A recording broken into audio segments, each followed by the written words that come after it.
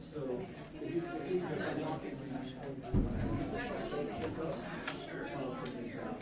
There are forms on the table over by the door. If you're planning to speak or address the board, if you would please fill out a form, and then those get turned into the board secretary over here in the black sweater.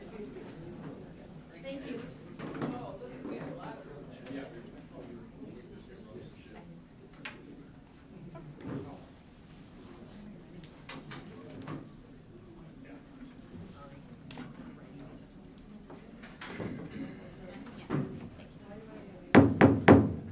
The time is 6 p.m. We will begin the meeting by standing for the pledge. I pledge allegiance to the flag of the United States of America and to the republic for which it stands, one nation, under God, indivisible, with liberty and justice for all.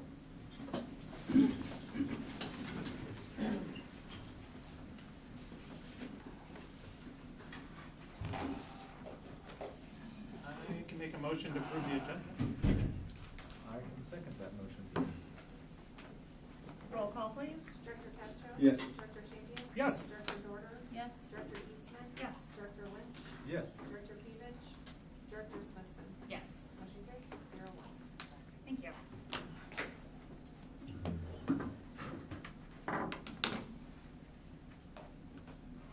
That brings us to 3.01. 2.0.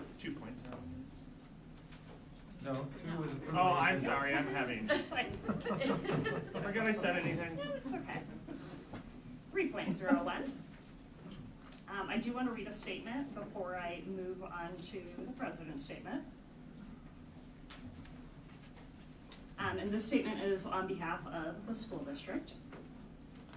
The district has received a number of contacts related to social media posts claiming to capture a presentation from district legal counsel to the high school staff. The presentation related to laws protecting transgender students. First, it is important to express that the district serves as a supportive and inclusive community for all students. The social media posts we have been made aware of contain inaccurate information and seemed aimed to cause distress and alarm rather than to be informative. The presentation summarized the contents of the presentation and answered specific questions and was provided in part to address public comments and questions about students' preferred names, preferred pronouns, and district's response related to transgendered students. Federal and state laws provide protection to our students based on a number of protected statuses, including gender identity and sexual orientation. We comply with all of these laws, and they are incorporated into our policies. The guidance from those agencies charged with enforcing the laws and related to gender identity is that a transgendered student is allowed to use the facilities of the gender of which they identify with. We make arrangements for any students to make sure they are comfortable as we comply with this guidance. We do not encourage our teachers, staff, or students to lie to parents or their guardians. We do encourage families to talk to their students about sensitive issues. We also work to make sure all students feel supported and accepted. There have been allegations of forcing certain actions by teachers and students, of forcing students to sleep in beds with other students, and of criminally charging staff for not enforcing these behaviors. These allegations misrepresent the guidance, the presentation, and the district's policies. As you become aware of the social media comments, please consider reaching out directly with any questions about district policy or the presentation of the information that was provided. If you have questions that are related to your particular student or a current situation, please contact administration. We will continue to support all students. Bringing us to 3.01, at this time, any member of the audience may address the board with comments about items of concern or interest. Please state your name and address, and please limit your comment to 3 minutes. As a reminder, Iowa law prohibits discussing specific employees or their job performance. We do caution those making public comments that what they say could violate the rights of others under the law of defamation and invasion of privacy. And if they are unsure of the legal effect of their remarks, they should seek independent advice prior to their comment.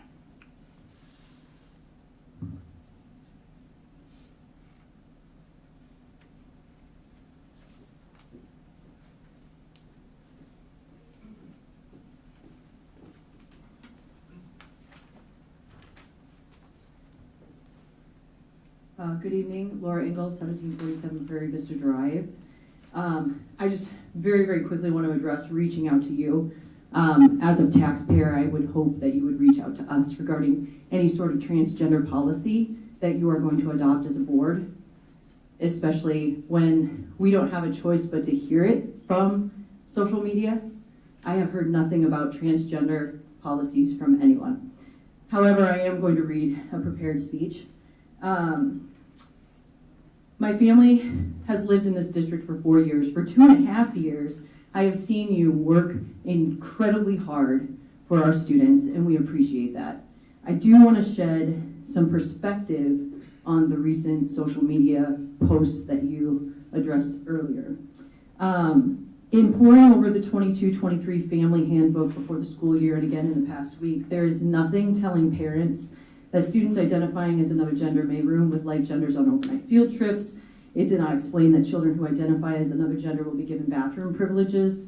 And it does not contain protocol for when a student or staff member is uncomfortable calling another student by their preferred name or pronoun because it goes against their beliefs.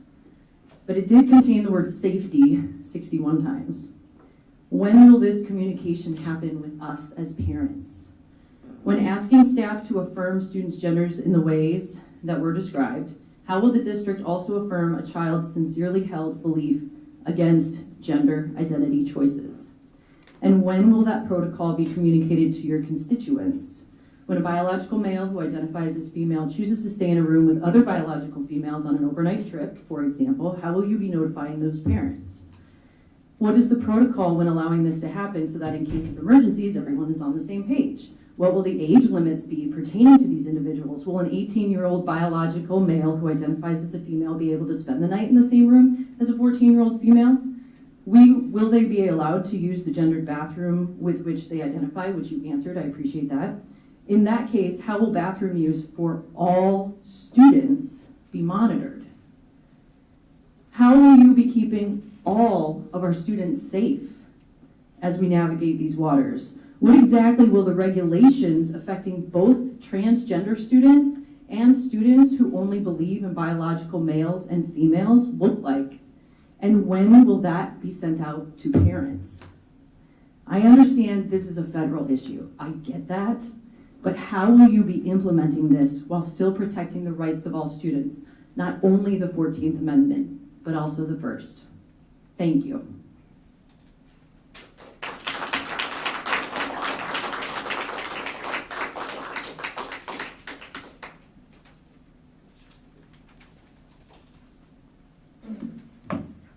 Denise Goldsberry, 2844 Central Avenue, Bettendorf.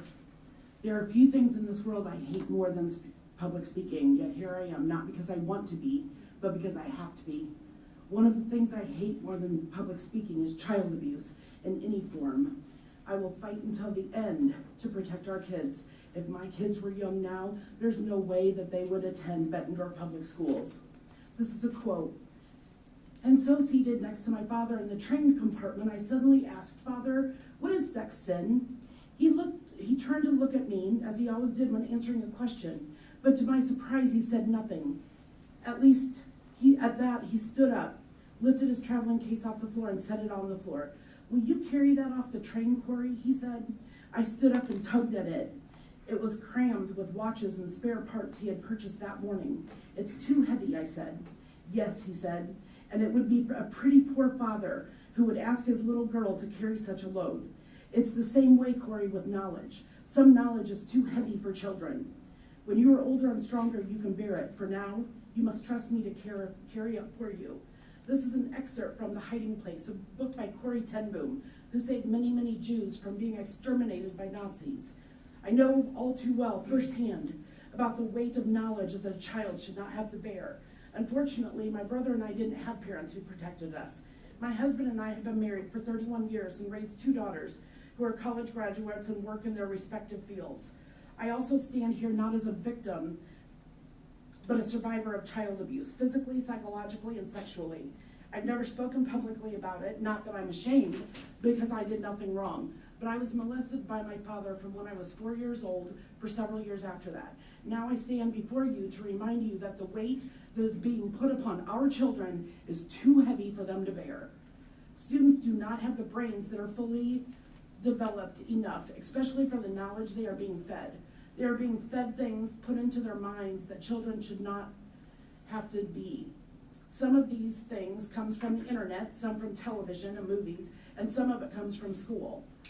There's been an incident recently at Bettendorf Middle School involving weight that a child should not have to bear. A female student reporting a male student in the female locker room. This student was uncomfortable enough to talk to someone about it. This is not okay. This should be criminal. There have been incidents of girls being attacked in the girls' locker rooms of other schools. This is followed by an uproar of how this could be allowed to happen. I hope these parents have contacted very good attorneys.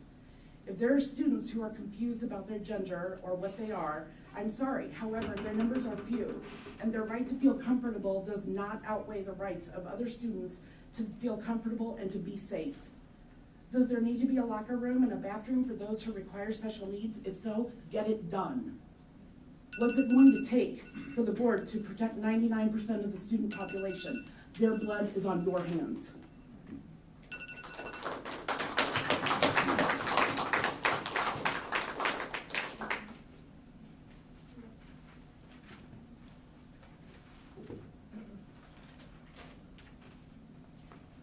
Cindy Dirks, 6492 Squirrel Valley Drive.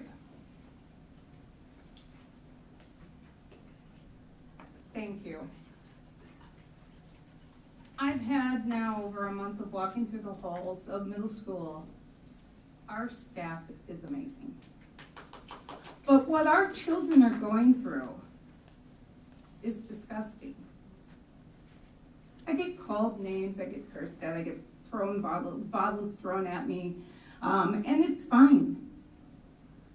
And then I have this little girl at lunchtime that stands in the doorway, and she looks at me like, I really need to tell you something. And so she told me something today. She told me there was a young man in the bathroom that identified as a female, and that she went to her teacher, and the teacher sent an email and would make it okay. There's an email out there, and we will definitely be sending out a FOIA. This is going on. It needs to stop. Our children are our greatest asset. You guys have been working with this SEL, social emotional learning, for how long? We're going to hire how many therapists now? I think Bethany, 15, 5 for one school, 5 for another. We're at $6,000 each. Bullying's been going on for the entirety of humankind. I was in the Prohibition Museum down in Savannah. Political slogans haven't changed, just the faces and the names. Humankind is humankind, and we're not always so kind. But what you guys are doing with your social emotional learning isn't helping. It's getting worse and worse because our children aren't learning their reading, writing, arithmetic, and science. They're learning to feel sorry for themselves. They're learning to be victims. We all went through being bullied. I was bullied. I hated Bettendorf Middle School. I was there from 4th grade until 8th. I don't even go to class reunions because the kids that I went to school with, I don't care to see again. But I'm not scarred. I'm successful. And we need to start focusing on the elements of success, which are the education, reading, writing, arithmetic, science.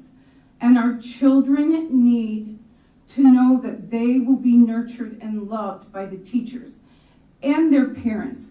If you guys have something that needs to come down federally or not, and I do understand that Title IX, Section 4 is a 2021 thing, I understand that. Please let us, the parents, your constituents, know. Thank you.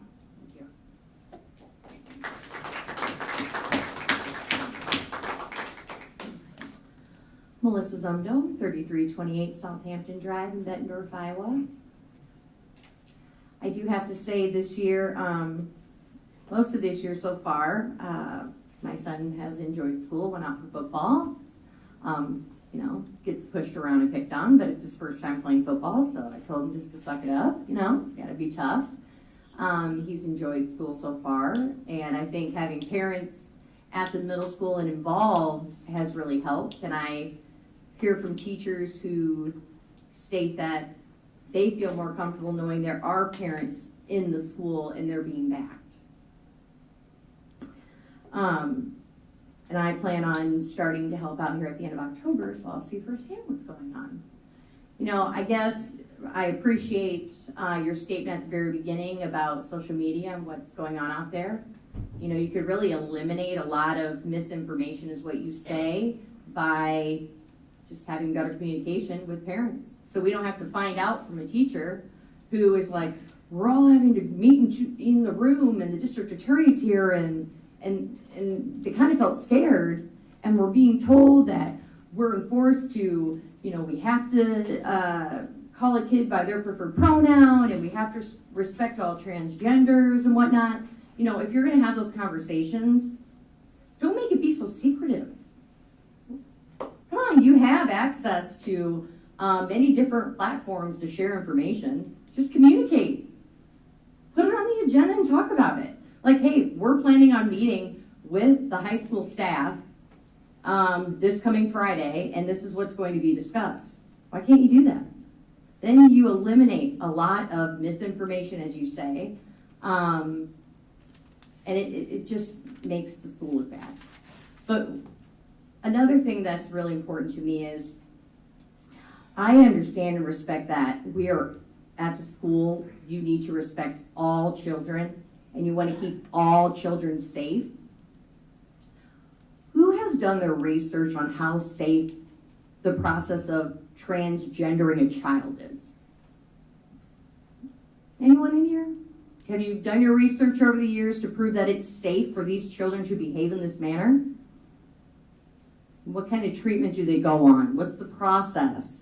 Do they end up living a healthy, long life? Or does it end in suicide? Does it end in destroying them genetically, biologically? Be very careful when you use the word and say that we're trying to keep all children safe. Do your research on the impact of what happens when a child does go through the process of wanting to transgender and the age of when it starts. And tell me if it's safe.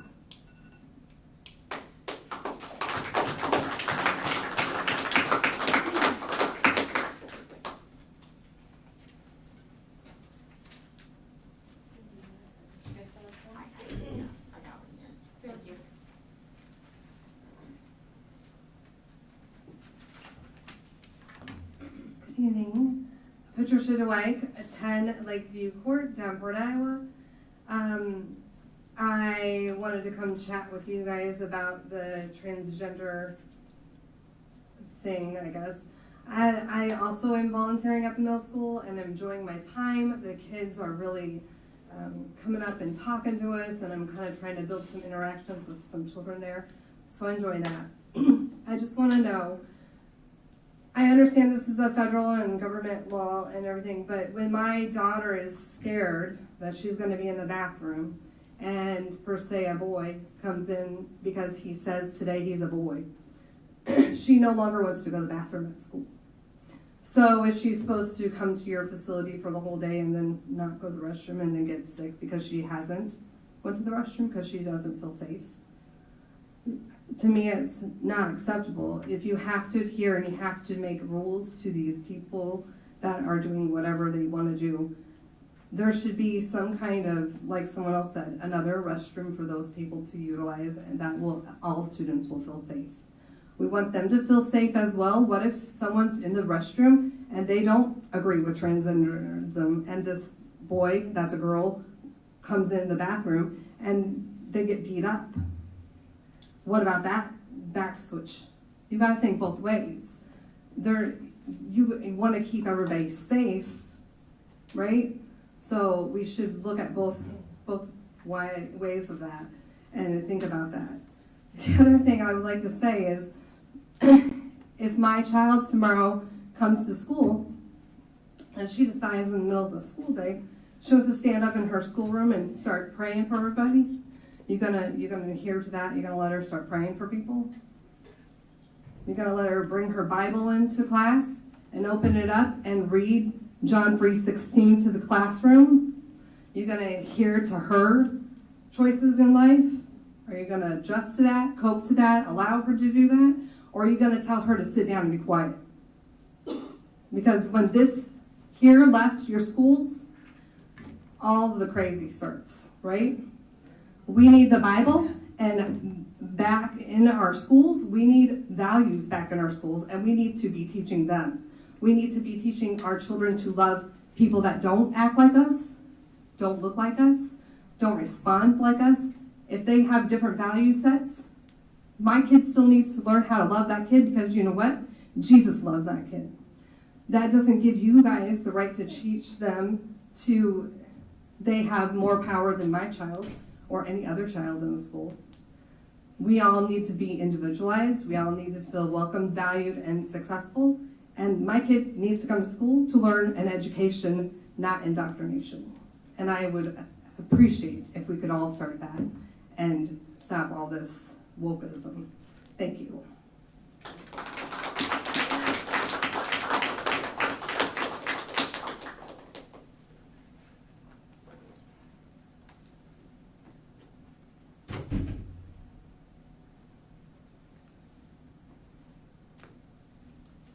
Anyone else may come forward at this time?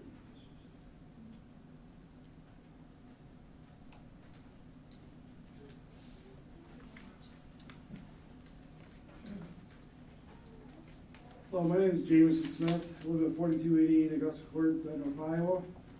I'm up here just to talk about grading and stuff. So I have a student that goes into high school, and he's in honors geometry right now, and he's excelling at it. But I don't understand how we're doing our grading process, because we're going through and we're grading kids on progressing, developing, and mastery.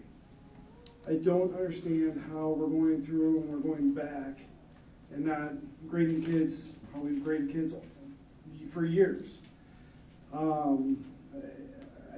My wife and I, we've reached out to the principal of the high school. We got a phone call back one time, and she's told us that she's going to reach out and try and find out that information. Haven't heard back. Again, just trying to figure that out, how we're going back. So the thing that I don't understand is they're here to learn. And they're not here to be told, hey, you need to go out and figure this out on your own. You guys are, the teachers are here to teach the kids what they need to know. And the hard part that I'm coming across right now is when you reach out to the specific teachers, they're told, sorry, we don't teach that. You have to figure that mastery part out on your own. Why are they coming if we're not teaching them? That's my number one point. My second point is I don't understand how a kid that he's got mastery, which is supposedly the A level, and then he's got a couple progressives and then one developing, how you go from the mastery level in numerous different subjects or numerous different points down to a C, because his grades going back and forth all semester so far because he keeps going from, like, you might get the developing and then get up to the mastery. But, I'm sorry, but one C grade, or that doesn't drop down your whole grade down to that. And I don't understand how we're grading like that. And when you look at, when we've talked to the school, is that the school's talking about moving other subjects to this approach as well. And this is my own outside looking in, and I have not followed up with other schools yet.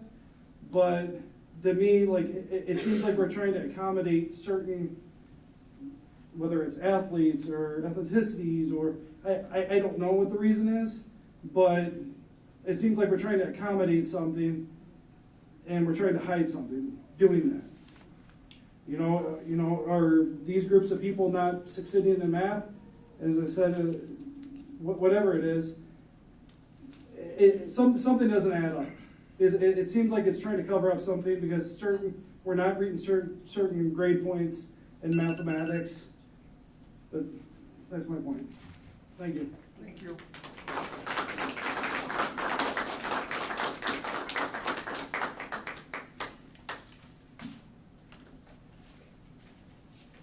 Anyone else may step forward at this time.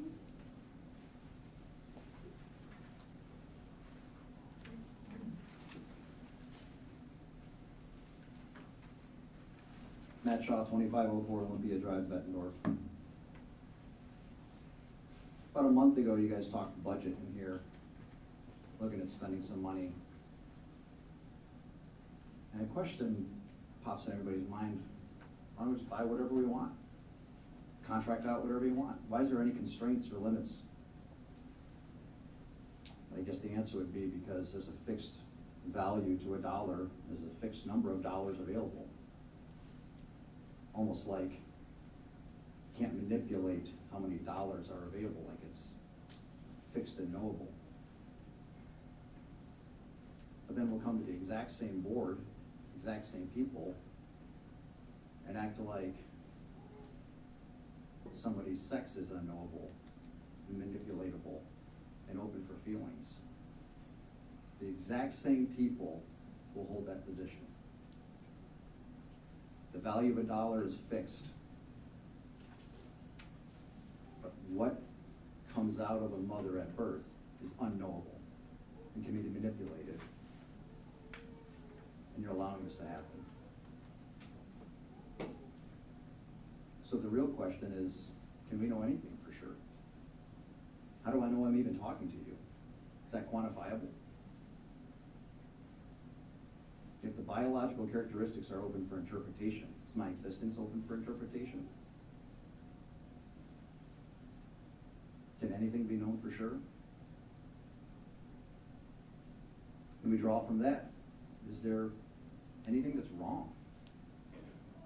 How do you define something as right and wrong? Well, when it comes to the budget, pretty clear. No one's even debating whether or not it'd be wrong to spend outside of your budget, to violate fiscal law, to violate the purpose, the amount. But there's absolute certainty. There's absolute certainty about the value and what laws govern what you can and can't do with your budget. But we've all taken for granted how easily it is to know what is going on with the human body. But you're allowing teachers to act like that's unknowable. It all comes back to the most fundamental question. Can anything be known for sure? Including what is right and what is wrong? And is it necessary for parents and people in this community to even raise these issues? It's no longer we're no longer living at a time when we need to blame perpetrators who do things that we know are wrong. Because we know who these people are, and we know what they're doing. It's time to hold the people responsible who have sought out the positions of responsibility and said, we will handle the moral issues of our time. That's you guys. You begged for this position. Now influence, use your position to influence the behavior of the people that are doing this in our community. You can know right from wrong.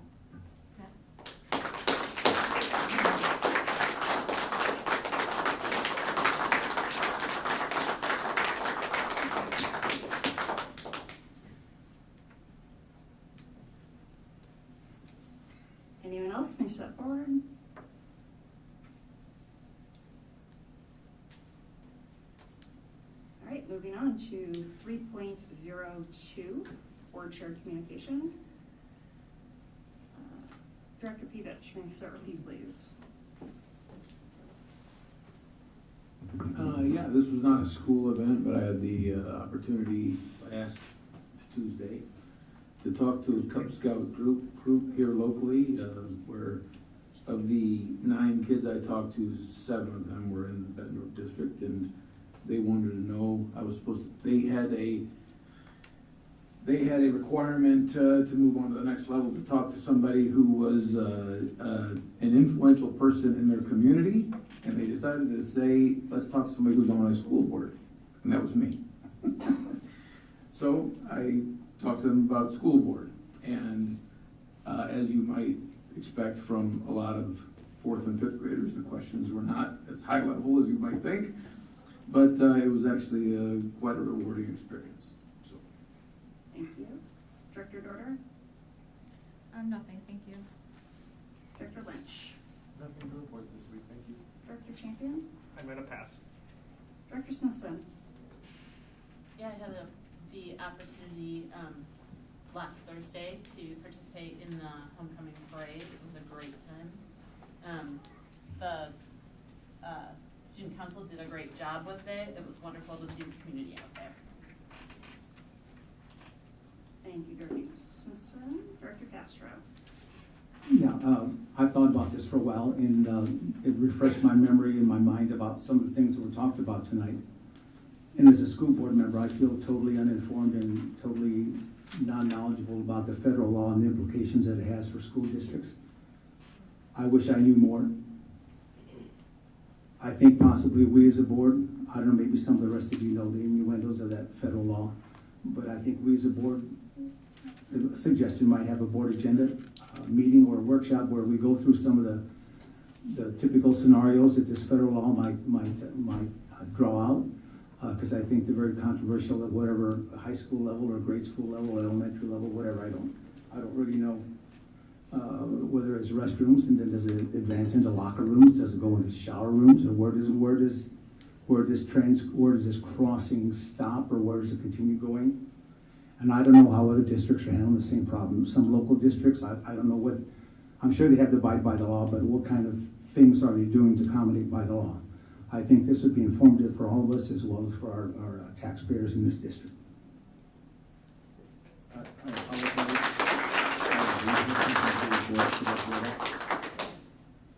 I did have something I forgot. A few weeks ago, the IASB held a special delegate assembly, and at that assembly, they voted to change the bylaws so that IASB will no longer be required by bylaw to be a member of the NSBA, but can choose which national school board group to join. Thank you. Thank you. All right, moving on to 3.03, Superintendent's Report. Dr. Morris.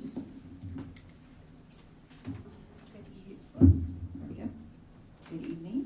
I see our students out here, and I don't want to steal their thunder around homecoming, but I definitely want to give a huge shout out to our student council advisors, Mrs. Katie Mahoney, Ms. Christina Burrows, all of our teachers at the high school, and our administrative team for an outstanding homecoming week. I think what also made it even more special was just how our high school student council team really reached out to all of our elementary schools, to Edison, and to our middle school to ensure that there was just collaboration and partnership across all schools across the district, and it was fun just to see that come to life. So thank you for your foresight on that and your leadership around that. I know a lot of time and energy go into planning this week, and please know it does not go unnoticed. I just want to thank them again for all that they did to make the week so special for all of our students, our families, and our staff. So thank you guys.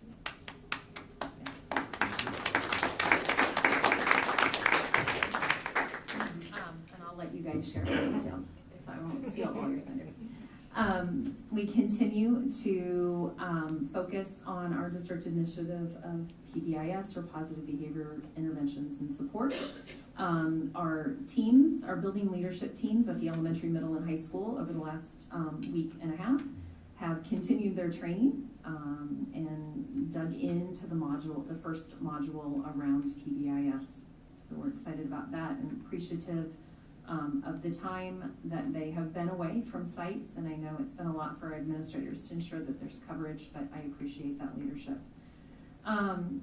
We had the opportunity since the last board meeting to have our first School Improvement Advisory Committee, or SIAC committee meeting. I appreciate everybody that came out that night. There was wonderful conversation. The focus this time was around branding. We didn't get a chance to dip our toe in the website conversation, but gave some homework for our SIAC committee to come back when we meet again. I believe it is in November. I also had the opportunity to have my first meetings with our Superintendent Leadership Advisory Councils. There's one that's comprised of certified staff and one that has our classified staff. Great conversations following up to the end of the year, where we engaged in a SWOT analysis process and are digging in to things that they want to follow up on. In the classified meeting, one of the topics of conversation that we'll be working with our HR team on is they are in the process with BESA to develop a para-mentoring program, and so they also want to be supportive of that and look at continuing to refine and update how we onboard new classified staff. In terms of certified, we're really digging in and looking at supporting teachers and other instructional coaches, academic interventionists, etc., and how to support their, related to our strategic plan around their well-being and social emotional health, and so that's been some exciting work.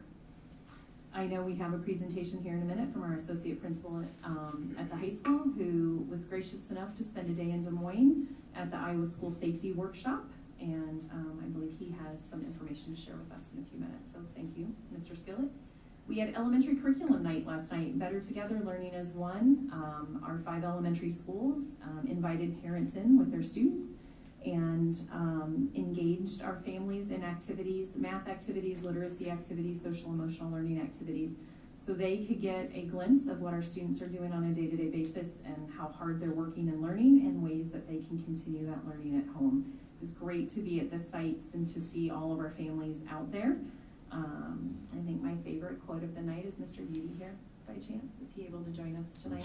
Our principal at Mark Twain. So I had the opportunity to engage with a little one who came up to me and told me that Mr. Udi's hair was blown off by the wind. So I think that was probably the best quote of the night. And that is why I do my job. You know, I love the children in our district, and I think someone said it earlier. We do. We have amazing kids and we have amazing staff, and it's a privilege. Looking forward to meeting with our facility advisory committee as we continue our work in facility master planning. That committee kicks off its work next week. And that should wrap up for tonight. Thank you. Thank you. Brings us to 3.04, BEA report. Good evening. We are heading into fall, and our students are certainly settling into each site. Emily and I appreciate how communicative our members have been with us, and when we recently have had a couple of situations arise, we appreciate the open communication that we have had from our Director of Special Services and HR Director. That being said, we recognize that teachers are feeling the changes that have been taking place, and we are doing the best that we can to support them. As we are advocating for them, we are understanding that many teachers are feeling depleted, and it's only the end of September.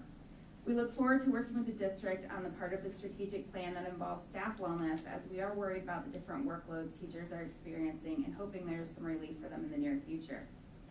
The past couple of weeks, our association representatives started individual meetings at each building site to keep all members informed. We are having our next monthly meeting at Hoover this coming week and are looking forward to treating our members to a great night of pizza and company at Happy Joe's later this month. Thank you. Can I ask a question? Yep. You said teachers are beginning to feel the changes that are taking place. What are some of the changes that are taking place? Well, a lot of the district is dealing with, new administration, just getting to know each other and that kind of stuff, just, feeling how everybody works together and just some of the changes, like, we're experiencing, as Emily puts it best, growing pains, probably just kind of trying to get everybody on board and consistent at different sites and everything, so.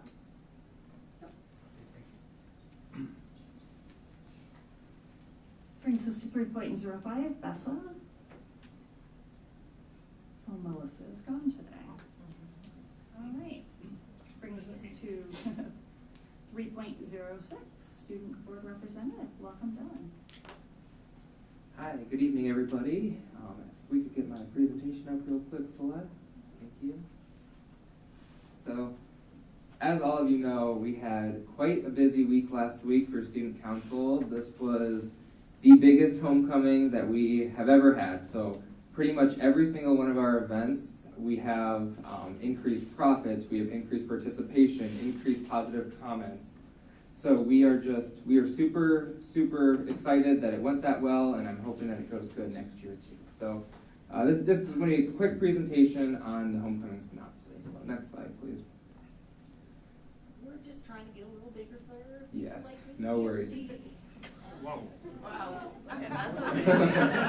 Olsen. Not that old. Maybe I am. There we go. Is that good for everybody? Yes. All right.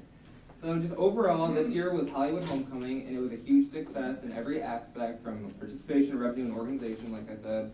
And our goal this year was to expand past traditions while creating new lasting memories for students and staff. All events exceeded our expectations. We were just so happy we got to combine with the middle schools, elementary schools, Edison, everybody was all able to come together and celebrate this fun week. So this is my 4th and final year on Student Council, and I couldn't have imagined a better last homecoming. I really want to stress that. So huge thanks to my fellow peers, advisors, BHS admin, and community members that all made that possible. So thank you for those of you in this room as well. So next slide, please.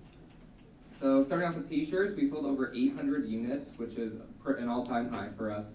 We had new options, including multi-colors and crew necks, and then very, very positive feedback from everybody that purchased. And as you can see, those are just a few of our pictures from Spirit Week. We had the entire school for Beach Day. That's kind of the theme I got going here. We got our therapy dogs, and then Miss Mahoney's first block class. So just overall, everyone had a great time. We all kind of got together and were able to do this. So next slide, please.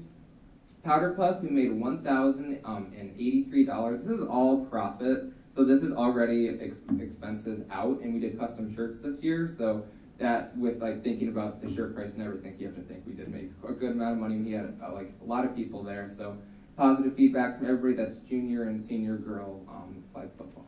So next slide, please. Drive-in movie, we made over $915 after $600 in expenses from the screens, and film on the field was way more preferred than the parking lot. Students really were able to kind of see the screens better, sound was a lot better, and it was just more inclusive for everybody, and it was easier to manage and supervise from a staff and chaperone standpoint as well. And that was Ferris Bueller's Day Off. Obviously the parade, sorry for all of you that saw me stressed out beyond belief. Just throwing that out there, I was stressed out, we had a lot going on, but that was because this was the largest homecoming parade according to our records. So that goes, we have records to 2011, this was the largest homecoming parade that we've had with over 46 floats and groups, including the middle school more, elementary schools more, and just some new clubs and organizations in the high school that weren't always invited, or they weren't always felt like they could go because they felt like the tradition was kind of in place, but it was way more inclusive. And huge shout out to all of our community members that made that possible, all the local businesses. We called every single one of them. They were all understanding about this. Everyone who drove the vehicles, parents that came out, it was a great event. So thank you for everyone that attended. Next slide, please. Coronation and pep assembly. We had high attendance and few issues for both of these. It raised student morale and sense of passion, purpose, and pride. As you can see, we have our homecoming king and queen who really deserved it. I'm so happy that those two got it, and huge shout out to our entire court for putting together such good skits, dances, all that stuff. And I just wanted to personally shout out both of these students who are tremendous, tremendous students and are a good face for Bettendorf High School. The dance, we had over 1,000 students attend, which beat the last 5 years, as well as $7,700 in profit. Half of that went toward the hunger drive. All the other money did go toward the hunger drive. Half of this we did keep to be able to do our student council events, and the rest went toward hunger drive. And using the gym and gym lobby went very well. We had a lot of positive feedback with that. I felt like it was all more in one place this year. And the only thing that we had somewhat of an issue with was a long line, which we were going to work on for next year. Next up, we have Hunger Drive. So there's no downtime. It's already Hunger Drive season. I will be the Student Hunger Drive Ambassador for Bettendorf, so I will be working closely with all the committees so I can be all of your points of contact as well as other staff members. I just wanted to throw this out there for the board just so you guys understand why Student Council participates in this. I was able to attend our extravaganza last night, or our leadership conference, where we had all local area schools meet students and ambassadors and kind of talk about why this was important. Food insecurity affects 1 in 10 adults and 1 in 10 children. And I just wanted to emphasize 1 in 7 children. And if you think about how many kids we have here in the district, it hits close to home. So anything that Bettendorf High School Student Council can do, we are here to try to support the community and those that are going through hard times. We have partnered with Riverbend Food Bank, as we have for many, many years. And we are going in strong already. My car is full of food and boxes for Fill the Truck tomorrow. And that brings me to upcoming events. So this Friday, we have Fill the Truck at PV. I encourage all of you to get there. And if you plan on making donations, try to do it at that event, so that gets us a head start over PV. Obviously, there's a little bit of competition there, but it all goes toward the same place, and we're feeding those in need. October 12th, we have Capture the Cans, which is kind of a flag football type thing. And then October 21st, the last homecoming football game, the silent auction, and I'm actually in charge of that too. So I'm going to be contacting a lot of different community members, businesses, trying to get baskets together. All of these events proceeds go to the Hunger Drive, and we are going to work incredibly hard to try to beat last year. I don't have our exact number offhand, but we are going to try to beat our record last year. All of the area schools provided 700,000 meals last year. That's between Davenport, PV, us, and all the other smaller schools. That's just a huge impact, and we plan to try to be as involved as we can. So thank you all for your time. Is there any questions I can answer at this point? No, I would just tell you, I'm put on my police officer hat, and I did special events in the city for several years. I worked your homecoming parade. I was at 23rd and Middle, and I'm shocked it was the biggest one because the staging and everything went perfectly. So you probably had nothing to be stressed out about. We got Middle and 23rd open, probably the fastest we ever have. So good work. Thank you. And I'm 5 years on this board, and the student council at this school has continually stepped up year after year after year. And I mean that on several fronts. The professionalism and what you guys are getting done is absolutely amazing. So I know we praised you earlier, but I know it's you and a couple other reps here, but the whole council, you guys have done an amazing job. And how you reflect on this district and this community, and it's just amazing. So thank you so much. Thank you for all your work. I do have another question. Yeah. Do you accept monetary donations for your Hunger Drive? Yes. So and what's the easiest way to do that? Is there like a QR code or a sign up or anything? Yeah, so we will take cash at all of our events. We are taking monetary donations or food. And another thing I didn't even put on here just because I didn't want to go too in depth, we do take food that is expired because a Best Buy date is not necessarily an expired date, and they can still hand out that food to those in need. I believe we're working on a QR code. I can get back to you guys on that. I know for sure cash donations and physical food donations are easiest at this point. And I would like to shout out both of our advisors because we wouldn't be able to do what we do without them. You could have an amazing student council, but if you don't have 2 advisors that will put their all into it, then it wouldn't work. So Katie Mahoney and Christina Burrows, they're amazing. So they really helped us out. Yeah. Well, we have a QR code, so it will be at Fill the Truck. Sorry. You can get the QR code. Will you send the QR code to me, and I'll make sure they get it? Yes, thank you. That is amazing. Good work. Yes, thank you. Quick work. Thank you, Emily. Yeah. That was fast. That was fast. Any other questions I can answer or anything I can clarify? Thank you. Awesome. Thank you so very much.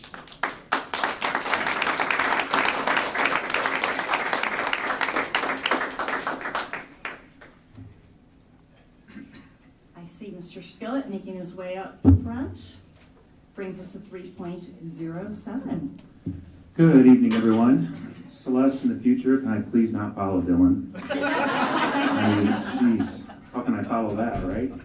No, awesome job. And I will say this, after the Dylan talked about the drive-in movie. I don't know if you guys paid attention to what movie that was, Ferris Bueller's Day Off. It was our largest number of skip days. That day was the next day. We had tons of kids skip school. So maybe I'm just kidding, it's a joke. But no, they did, student council obviously did an amazing job, and the advisors in our community, and just to see the pride and spirit was totally awesome. So, but I am here just to give a very brief rundown on a conference that I attended actually it was just on Tuesday. So I haven't had a lot of time to digest all of the information. There was a lot of information, but I did put a few slides together regarding some of the information that I thought was pertinent to some of the learning targets that took place, and the gentleman that was a presenter. There was several school districts from across the state of Iowa, Des Moines, Cedar Rapids, Iowa City, and several other ones, including us, of course, that were in attendance. I think this is an area that we're all committed to as it relates to making sure that we have all of the latest information, resources, and abilities to keep our schools safe. This was geared particularly toward active threats or unwanted guests or intruders. They may potentially get into a school, so that's kind of the focus of this training. But the trainer was very knowledgeable. He spent about half of his career in law enforcement as a police officer, and half of it as working in schools as a school administrator. So coming from that lens, I think made it very, very valuable. So some of the things, some of the key targets that we talked about that I think are relevant for us here at Bettendorf, just some basic research. I'll talk a little bit about that. Preventative strategies, parents and students. I think it takes the entire community to be a part of planning to keep schools safe. What it really does as far as a little bit of brain research and stress in the event that we have a situation of an unwanted guest or an active threat. Some physical security strategies, which fortunately our district, I feel, is well ahead of the game in having some conversations with some of the colleagues there at the training. I feel really good about some of the things, the investments that you all have provided in our district and community as a whole. Some training ideas and philosophies, and then some scenario-based training. So I'll just get through these. It'll take about 5 minutes here, and then I'll take any questions, but we'll just move through pretty quick here. So just real quick, some research. Go ahead, Celeste, you can move through. Thank you. This came through on a crime report here that was provided through it's a national school website that collects data. As you can see, that in 2021, 93 school shootings, and sometimes I know we hear of in the news about some major events, obviously that we've had throughout the country, but there's been 93 total. 43 of them have resulted in fatalities, and less than half of lethal violence incidents were at high school. I think that's a little bit of a misnomer that school shootings typically occur at high school, but I do have another slide coming up that will be contrary to that. And they did talk a lot about bullying and cyberbullying, that bullying is in all of the research, and this research was done primarily by the Secret Service and the FBI, who's dug really deep into historical research on school shootings. And there's documents that are fairly long and significant that, again, I just got on Tuesday, so I haven't had a chance to certainly get through the depth of those, so I'm just giving you some of the highlights of that. So as you look, again, this is just a graph here that goes all the way back from 2013 and then to 21-22. So you can see the amount of difference as you look at active shooting or gunfire in schools based on the years. And obviously visually you can tell that it continues to increase, with 21-22 having a significant jump. Okay, so as I mentioned, for the first time ever in 2021, elementary schools are number one actually above high schools or middle schools on the list for school violence. Again, it's always been high schools in the past that have been top targets or top locations for school violence and active shooter situations, but for the first time, elementaries have been number one on the list. Some preventative strategies. So these are, again, our presenter took a lot of time of going through, obviously, what can we do, what are strategies that we can do to reduce school-based violence as a whole. And again, we're talking about violence. We're talking about active threats that come into our school buildings and are looking to do harm. And they're looking for casualties and large amounts of them. So as you're thinking that context of it, they really support threat assessment teams. There's different models available through the FBI, Virginia model of threat assessments and others. I know at the high school, we do have we have threat assessment teams where we get information that of a potential threat, maybe information about a student who's made some comments or some reports that way. We do have threat assessment teams that do come together. They typically include counselors, law enforcement, social workers, administrators, teachers, and so on, and the students and the parents that come together for threat assessments. Those are really important. I think connecting staff and students and parents involved in looking at school safety as a whole. I think involving our community and our parents and getting input from students. Our students are they have tremendous insight, and to be able to tap into student resources, I think, is also really important for us. And connecting with kids. He couldn't have been more clear and repeated this more throughout the day-long training that the connection with students to staff is the number one preventative measure to try to minimize or not have school violence. So it's relationships, it's being able to have students feel they have an adult that they connect with, that they can come to, that says either A, I'm really struggling, I need some help, or B, my friend is really struggling, or my classmate, and I need some help, they need some help, what do we do? They gave an example where the Secret Service actually went back and did a very extensive research on all aspects. They got all the documents from several school shootings, and it was one school shooting. They interviewed a gentleman. It was probably 20 years after the school shooting, and they asked all kinds of questions, and the one question they asked him was, why didn't you report or say something to somebody? And the individual said, I did not feel I had one person in the building that I could trust, that I could tell something like this to, which could have prevented, obviously, a tragic situation with a lot of casualties that were lost. So I feel awesome about the Bett Community School District. Obviously, I don't work at the middle school or the elementary schools, but I know at the high school, I feel like our kids are very connected to the adults. We're very intentional with trying to build those relationships with students, whether it's our school resource officer, our security team, our classroom teachers, para-educators, lunch personnel, bus drivers. I think everybody's very intentional to try to connect with students so they feel like they have at least one adult that they can go to. Just some other strategies real quick that you can read up there. One of them I'll highlight is our P3 tip app. That's been really helpful for us, not solely for potential violent situations, but many situations to try to keep students safe. So the P3 tip, if you're not familiar, that's an app that's available to all students and parents and community where they can go on and make an anonymous tip, and it gets funneled through our school resource officer, and then he will disseminate that to the appropriate personnel to make sure that we can follow up on tips. It's really helpful. Sometimes students, just like the example from the Secret Service, maybe they're anxious, maybe they're uncomfortable going to an adult to report something. So we've had a lot of really, we've avoided some really significant situations.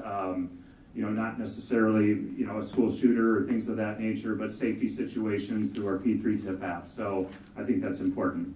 How do we communicate that to the kids and the parents that that's available? Is there signage in the school, good question. Yes, there is.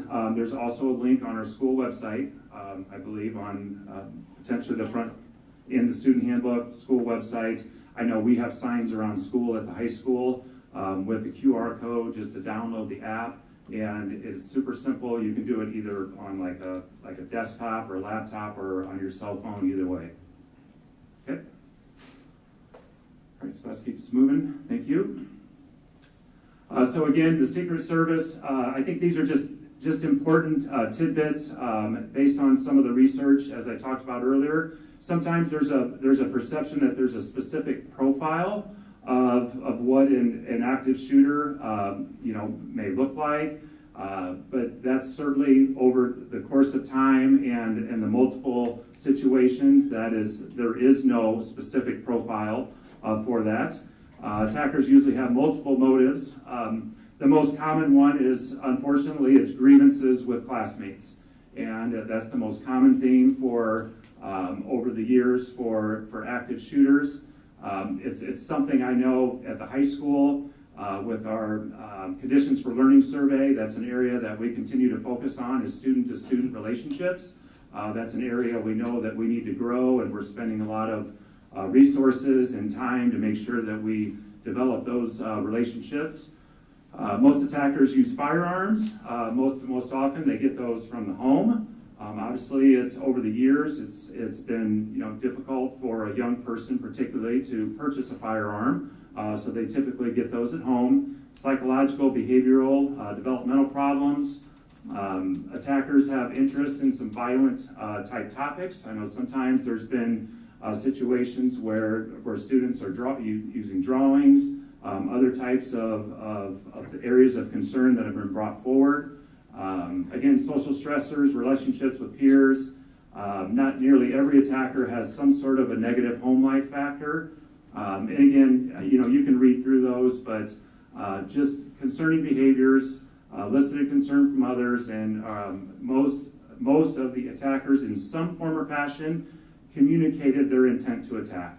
And whether it's to a family member, it's to a peer, a sibling, there's been some communication about their intent.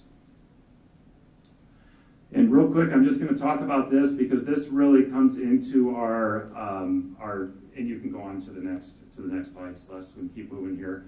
But as we talk about, this really goes into our training for our staff. We've put a significant effort into our training, and because what happens is, and as you can see this, is when we're under stress, right, and you can look, and it's typically 0.5 to 2 seconds, right? Your body is going to react. Those are going to be reactions within your body. Your respiration, heart rate, adrenaline, short-term strength go up. But on the flip side, optical, auditory, reasoning, and fine motor skills go down.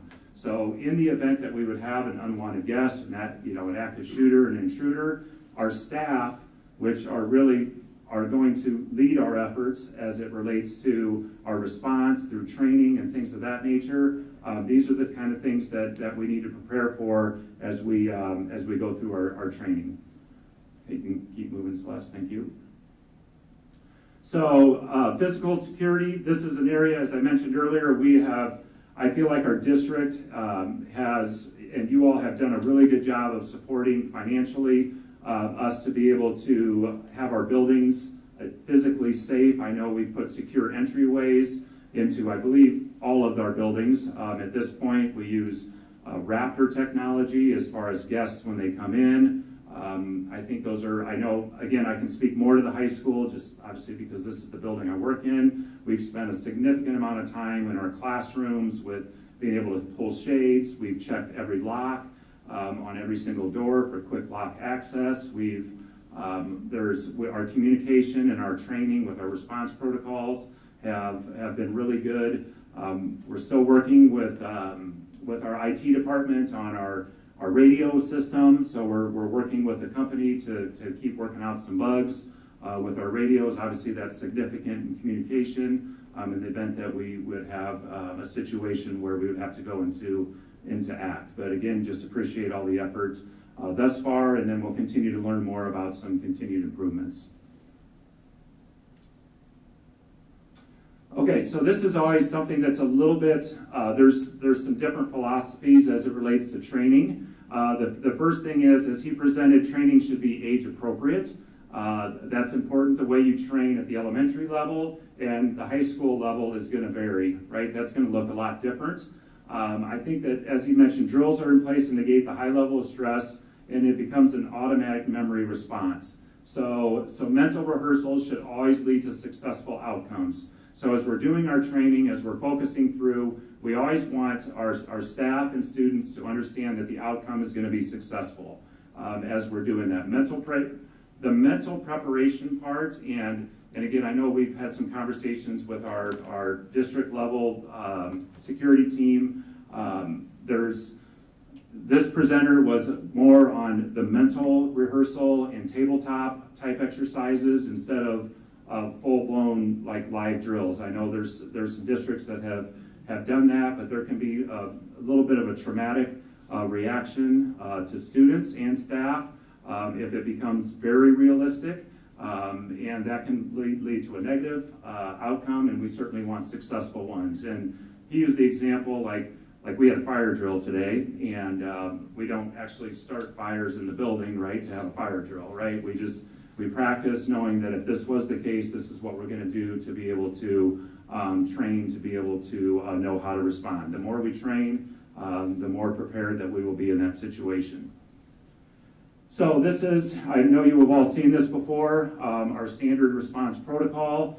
These are things that we, all of our students and staff are trained with this at the beginning of the school year, provide training to every single student in the building, in our auditorium, and then obviously at staff meetings to make sure that they understand exactly what this terminology means as far as our response protocols. So each of them have specific language. We have teachers that I tell our staff, I said, if you have 5 minutes at the end of class, go ahead and pull this up and just remind them of what it means to shelter, or what if we go to secure, and just remind students what that means on top of our formal training.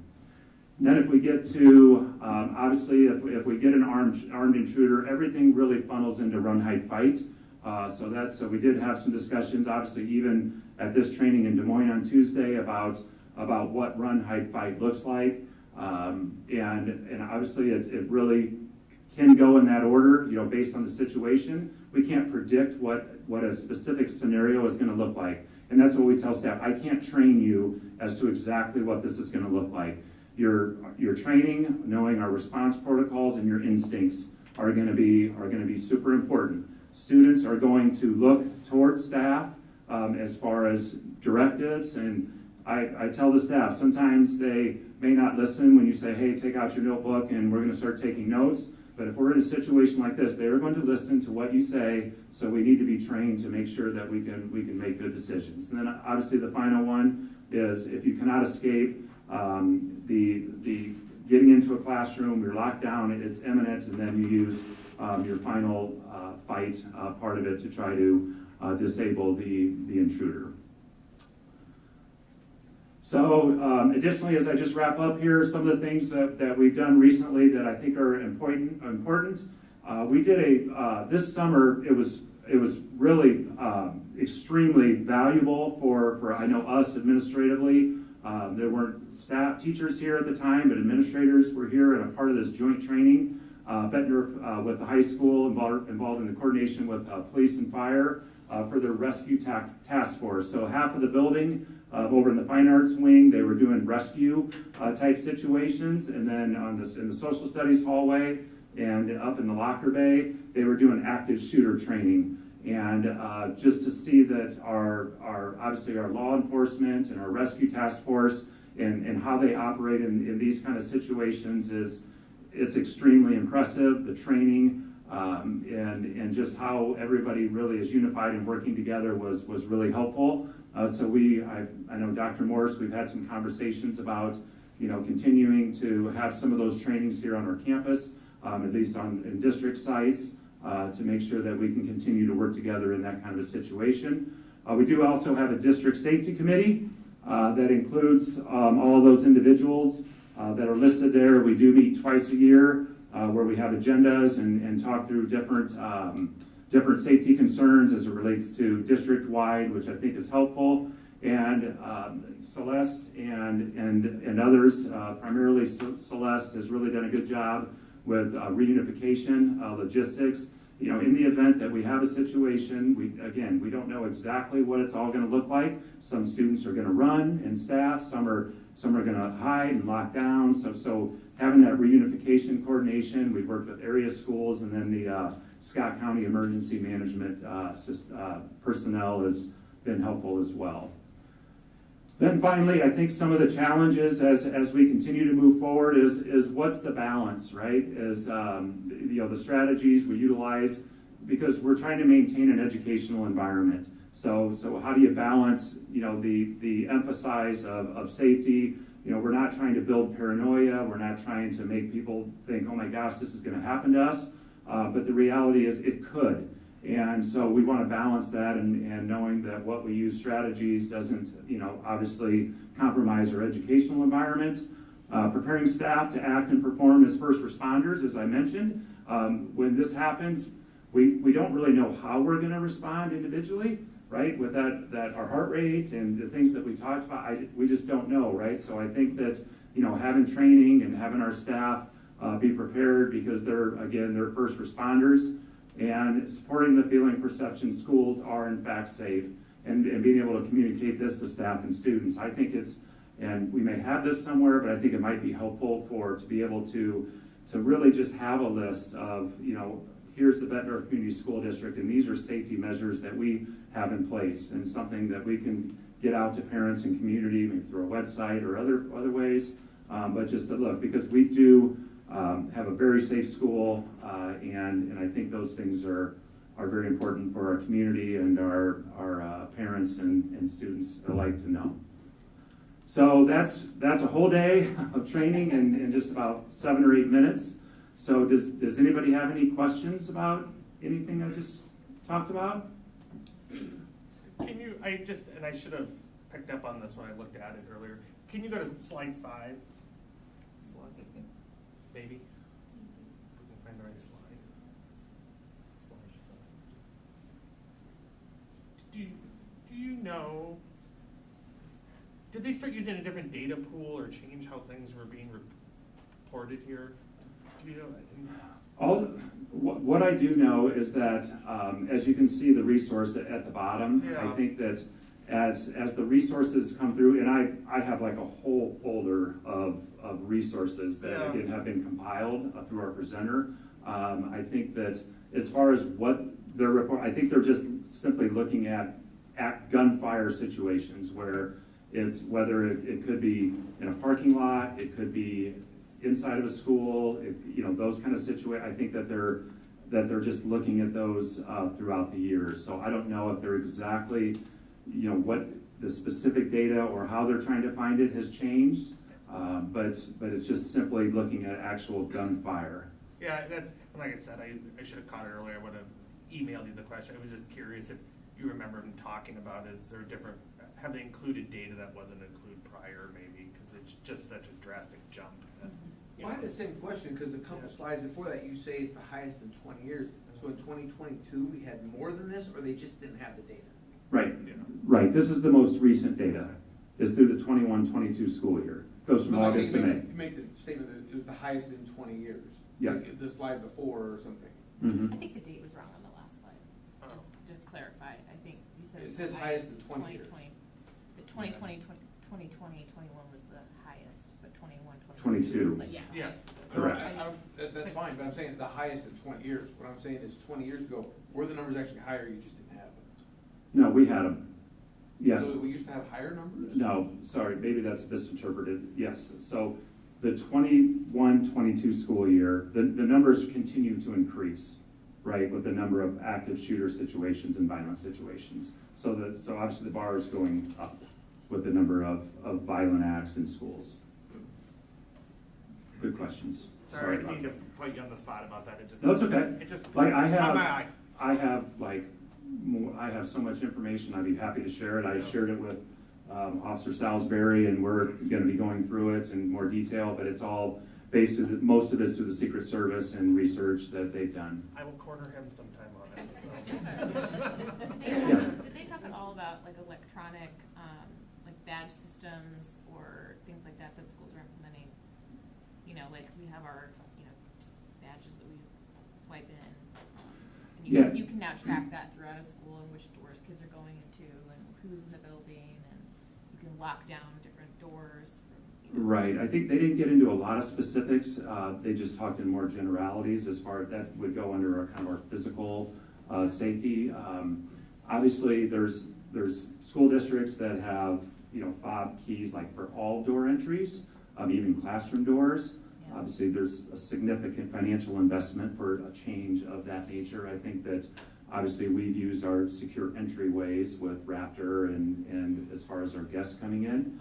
But there was not any real discussion, again, with the amount of information and the time we had as far as the key fobs and. Yeah.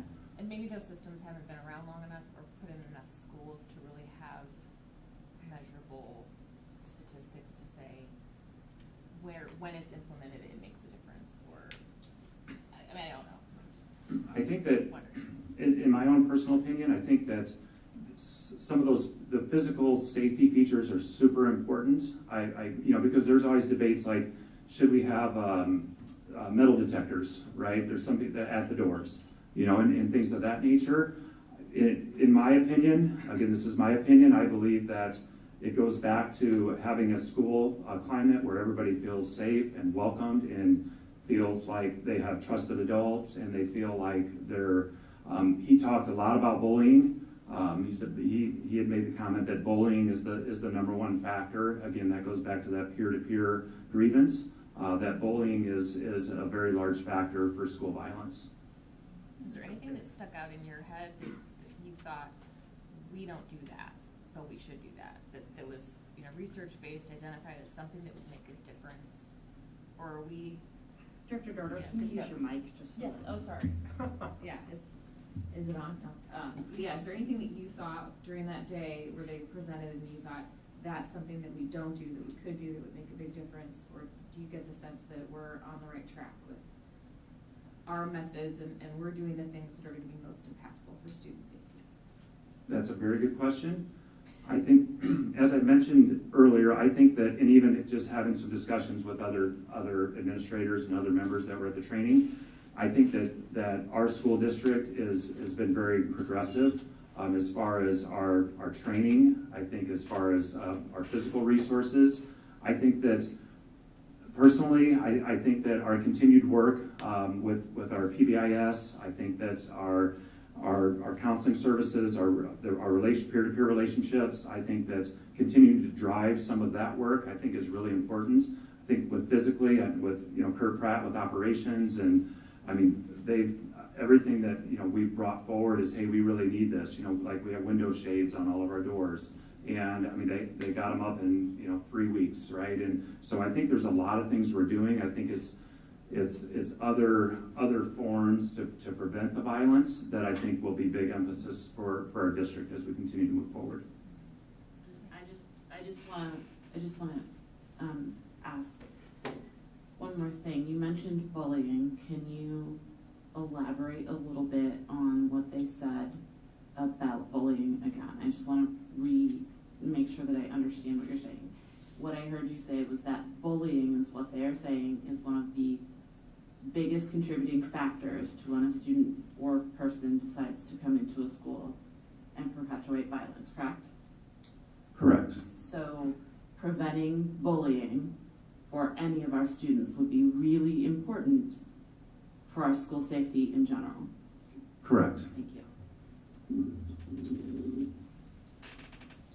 I can give you some statistics on that. They talked about, and I don't want to get this wrong, but there's the two most significant litigations for schools are, you guys probably know this, is special education situations and school violence situations.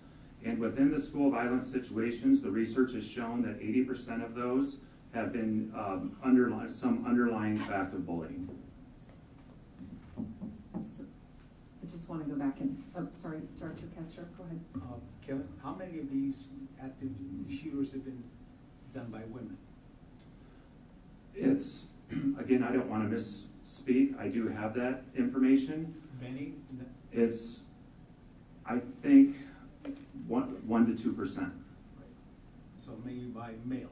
Males, yes. Okay, then do they dig any deeper onto the psychology of the male and what's happened to the male in about the last 7 or 8 years? I mean, anything like, did you go with anything else like that? I think, I can't remember which slide it was, but it talks about some of those mitigating factors. Number 9, I think. Yeah, with, that it goes into, you know, that it doesn't, I can't remember which slide it was. Go down a couple slides. Yeah. Because I was gonna ask Celeste to pull that one back up. Yeah. So I think as you're looking at some of those, I mean, those are really some of the stressors that have led to, again, the research through the Secret Service that have been, these are factors that in most cases have been obviously precipitating factors for the violence. We've heard, I mean, women get bullied obviously too, like men do, and they've probably gone through all those things too, but just why doesn't that turn more? Why, I just, in my own mind, as I see and read about on the news, in the profile of some of these kids, you know, why, I don't want to happen anymore, but the women, anything that you know or you heard? Nothing at the conference as it relates to that. I think it was more based on access to firearms, and obviously, you know, as far as a female or male would, you know, they would have access. Right. But it seems to be, the research has shown, again, I think it was in, I can't remember, the recent years, out of the 90, it was like 88 or 89 of them were males. Thank you. Any other questions? I just wanted to first say thank you, Kevin, for presenting this information, for your leadership from your building level and the district level in terms of safety and your focus around that. You're a pivotal piece to this team, but I want to bring back a couple pieces to this. So when you look at this slide and what, as Kevin pointed out, what are some characteristics or profiles of individuals that have committed this violence in schools. Celeste, if you'll go up a slide, please. Thank you. When he shared the strategies to reduce this, as Kevin, or sorry, that's not the right slide. I think it's slide, no, that is slide 8. Okay. As Kevin pointed out earlier, we are, as a district, have been committed to this and focused on ensuring that we have these processes and these supports in place.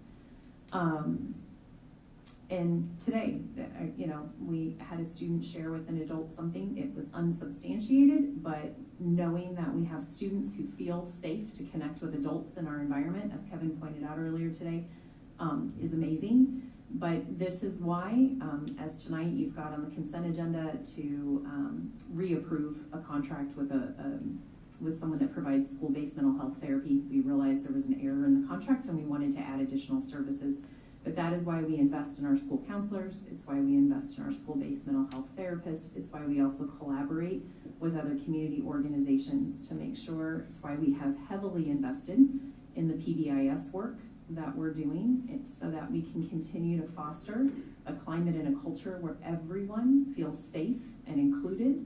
They feel like they can connect to another adult in the environment. And we focus, it's why our teachers spend so much time focusing on developing positive relationships with students, so that they have that in order to, and Celeste, will you toggle right back down one more time, please, thank you. In order to hopefully mitigate students in our district that have those challenges or those struggles, or if they do, that we are supporting them with individualized strategies and supports that will help them, you know, as they are in school with us. The other piece that I wanted to bring back out, if you'll go down to the standard response protocol slide that Kevin put in, please. As Kevin talked to this, this is heavily aligned in our district. All of our buildings, all of our administrators and our staff have been trained on this as the commendation went to Celeste earlier. I remember one of my first days on the job, and Celeste came to me, and we started talking about her desire to want to help us update. We spent a lot of time in my last year training staff with I Love You Guys Foundation, who has a standard response protocol, and the investment in the time and commitment of these administrators. We also have developed communication that goes to parents prior to any of these drills, that also goes out to parents after the drill to help them understand what does a shelter mean, what does a hold mean, and then afterwards, so they know that it was held and they can have that conversation with their students at home, so that there is that communication between home and school. And it's just really trying to be aligned pre-K through 12 in this district, using the same vernacular, so that as students matriculate from one level to the next, it's not something they have to learn new again, it is something they already know.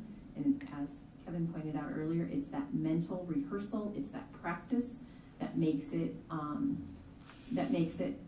much more, what's the word I'm looking for, I apologize, I'm tired, but that they will then, if something happens, it will become more rote for them, and will, have that better outcome. But I also want to talk about, in June, our governor announced that she was investing $100 million of federal funds that were received for school safety and funding. We as a district are participating in that. We're notified just the other day that through the Department of Homeland Security in Iowa, that is who is doing the school safety vulnerability assessments. It is available to all 327 school districts in the state of Iowa. That assessment is at no charge. After going through that assessment, our understanding as superintendents is that we'll receive a report of areas that maybe we could improve on. And then for each school in your district, that they're doing it by the beds number, you have the potential of receiving up to $50,000 per school to help us improve any of those deficiencies if they were to come through. And so our Director of Operations, Mr. Pratt, is kind of our point person for that, and at this time it looks like our assessment will be conducted in April and at each of our buildings. So we're working through that, and we appreciate those additional resources and investment from our state on that. But having worked in multiple school districts, I can say, even prior to my arrival and the work that we've done since I've been here, there is definitely, from the board level all the way down to the building levels, a commitment to this important work to ensure that staff and students are trained in the event of an emergency or a situation that we would prefer not to happen. And I cannot thank our community partners, Bettendorf Police and Fire, Scott County Emergency Services, all of those partners out there that have come alongside of us and helped us reflect on our practices, improve on our practices, and we just appreciate that partnership and that collaboration. If anybody has any questions at any time, you can certainly reach out to me or want some more information. I'm happy to visit with you. Thank you. Thank you. Thanks for presenting. Thank you. Brings us to 3.08. BHS Speech and Debate Team is proud to announce that they have earned membership into the National Speech and Debate Association's 100 Club for the 21-22 school year. In addition to this, Bettendorf High School's Max Rantilla has earned the Academic All-American Award from the NSDA. The NSDA is the oldest and largest interscholastic forensic organization in the world, with more than 120,000 high school and middle school students, representing nearly 3,000 high schools and middle schools. So huge congratulations, and Max Rantilla just keeps knocking it out of the park, so congratulations. Brings us to 4.01, do I have a motion? I move we approve the consent agenda as presented. And a second. I'll second it. Roll call, please. Director Kubiak? Yes. Director Dorder? Yes. Director Eastman? Yes. Director Lynch? Yes. Director Pevich? Yes. Director Smith? Yes. Director Castro? Yes. Motion carries. That brings us to 5.01, letters training presentation. Dr. Morris. Yes. As we've provided periodic updates around this initiative, we kicked off this work last year. I'll say probably about this time last year. Mrs. Rhonda Nelson, who's a former first grade teacher at Mark Twain, is now our MTSS literacy facilitator, approached me. Several times. Yes. Never once did I say no. It was just I had to understand the vision and the concept and how we would bring this work together, what this would look like. But through her patience and persistence, I'm excited that she and our instructional coach Ryan King too was instrumental in this vision and seeing this work come to fruition. And we're also joined by Mary Dotson, one of our special education teachers. So I'm excited everybody's here tonight. But this initiative we kicked off, as I reported at a previous board meeting, we have one cohort, the Mark Twain cohort, that has completed all 4 units in volume 1. And our second cohort kicked off this summer. And they are through units 1 and 2 of volume 1. And then our third cohort will be kicking off early October. Access now. Oh, they have access now and will be going through their live training and starting in October. Yes. So I worked with our Director of Curriculum Instruction and Assessment, Jamie Olson, and this team, asked them to come and share with you what they've been doing and some things that they're finding. So I'm excited for them to be here tonight. Thank you, all 3 of you, for taking time out of your night to be here. You bet. So thanks for hanging with us. This is probably going to be the highlight of the evening. So we're going to start by aligning to have this at our top of mind. This kind of happened alongside of the development of the strategic plan, and so I think you will see that what the work we're doing is interwoven in a lot of the most important parts, in my opinion. So again, providing a multi-tiered system of support, including a strong core curriculum, setting high expectations for students, and then again, developing and delivering a high quality curriculum. So then, specifically, there's a couple things in priority,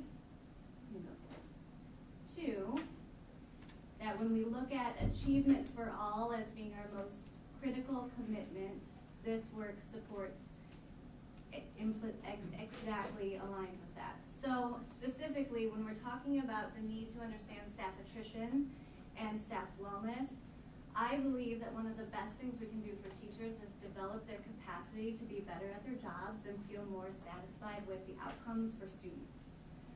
And I think social emotionally, one of the best things we can do is provide a high quality curriculum where students feel successful every day they come to school.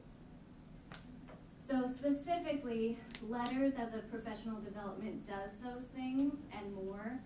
I learned more in these outside of school professional development courses than I did in my undergraduate, and I'm not really sorry. I'm sorry to say that, but I'm very pleased to say that Bettendorf is providing that to all their teachers for free, if and when they choose to do it.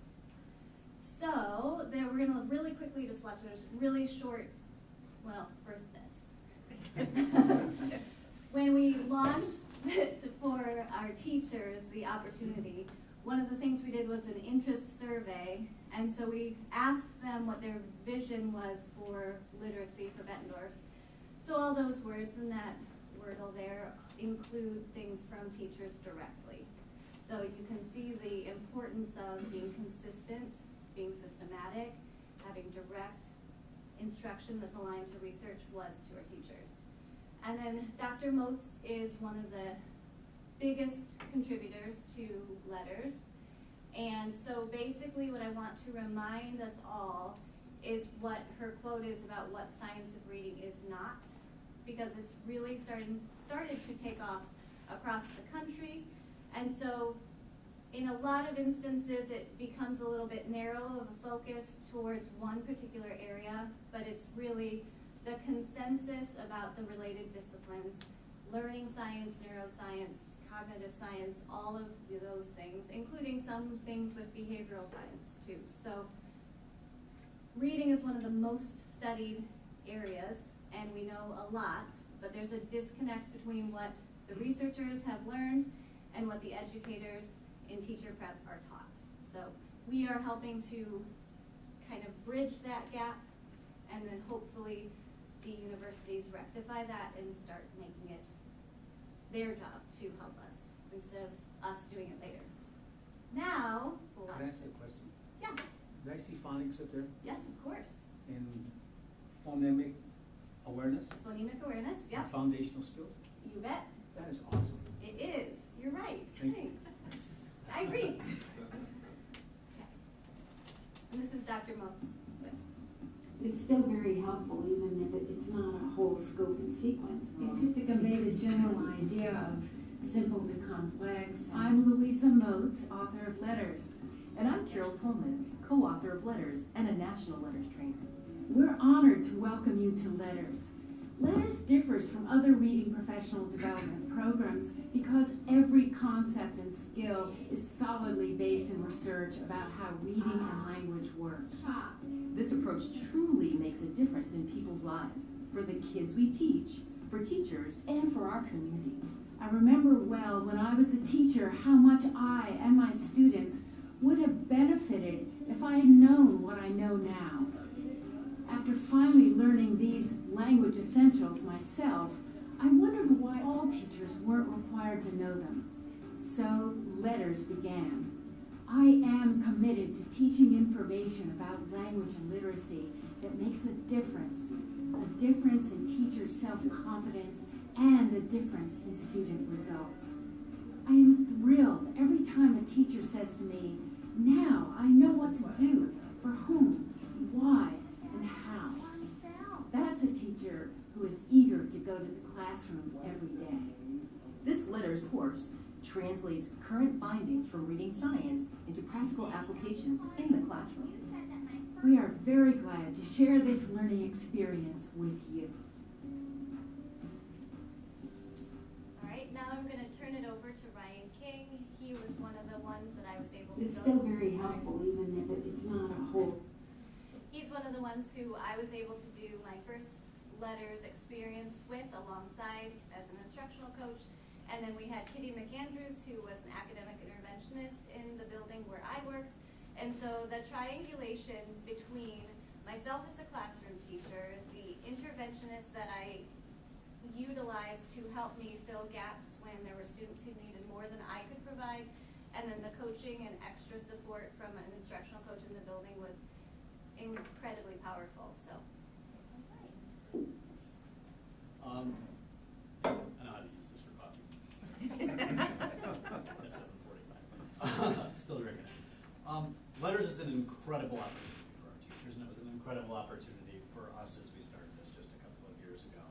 It has been the driving force for my day now for the last couple of years because we were fortunate enough to get so many of our teachers at Mark Twain, all of our kindergarten through second grade teachers, special education teachers, and reading specialists involved in this. It's completely changed the way that we are able to pursue our professional learning communities. It's changed the way we're able to look at and analyze data so that we can strategically aim everything that we do at what a student needs most. It's been incredible. What's really, truly remarkable, though, is how deep Letters goes with its professional development. You can see the model here on the screen. It talks about an online commitment, the print resources, and face-to-face instruction.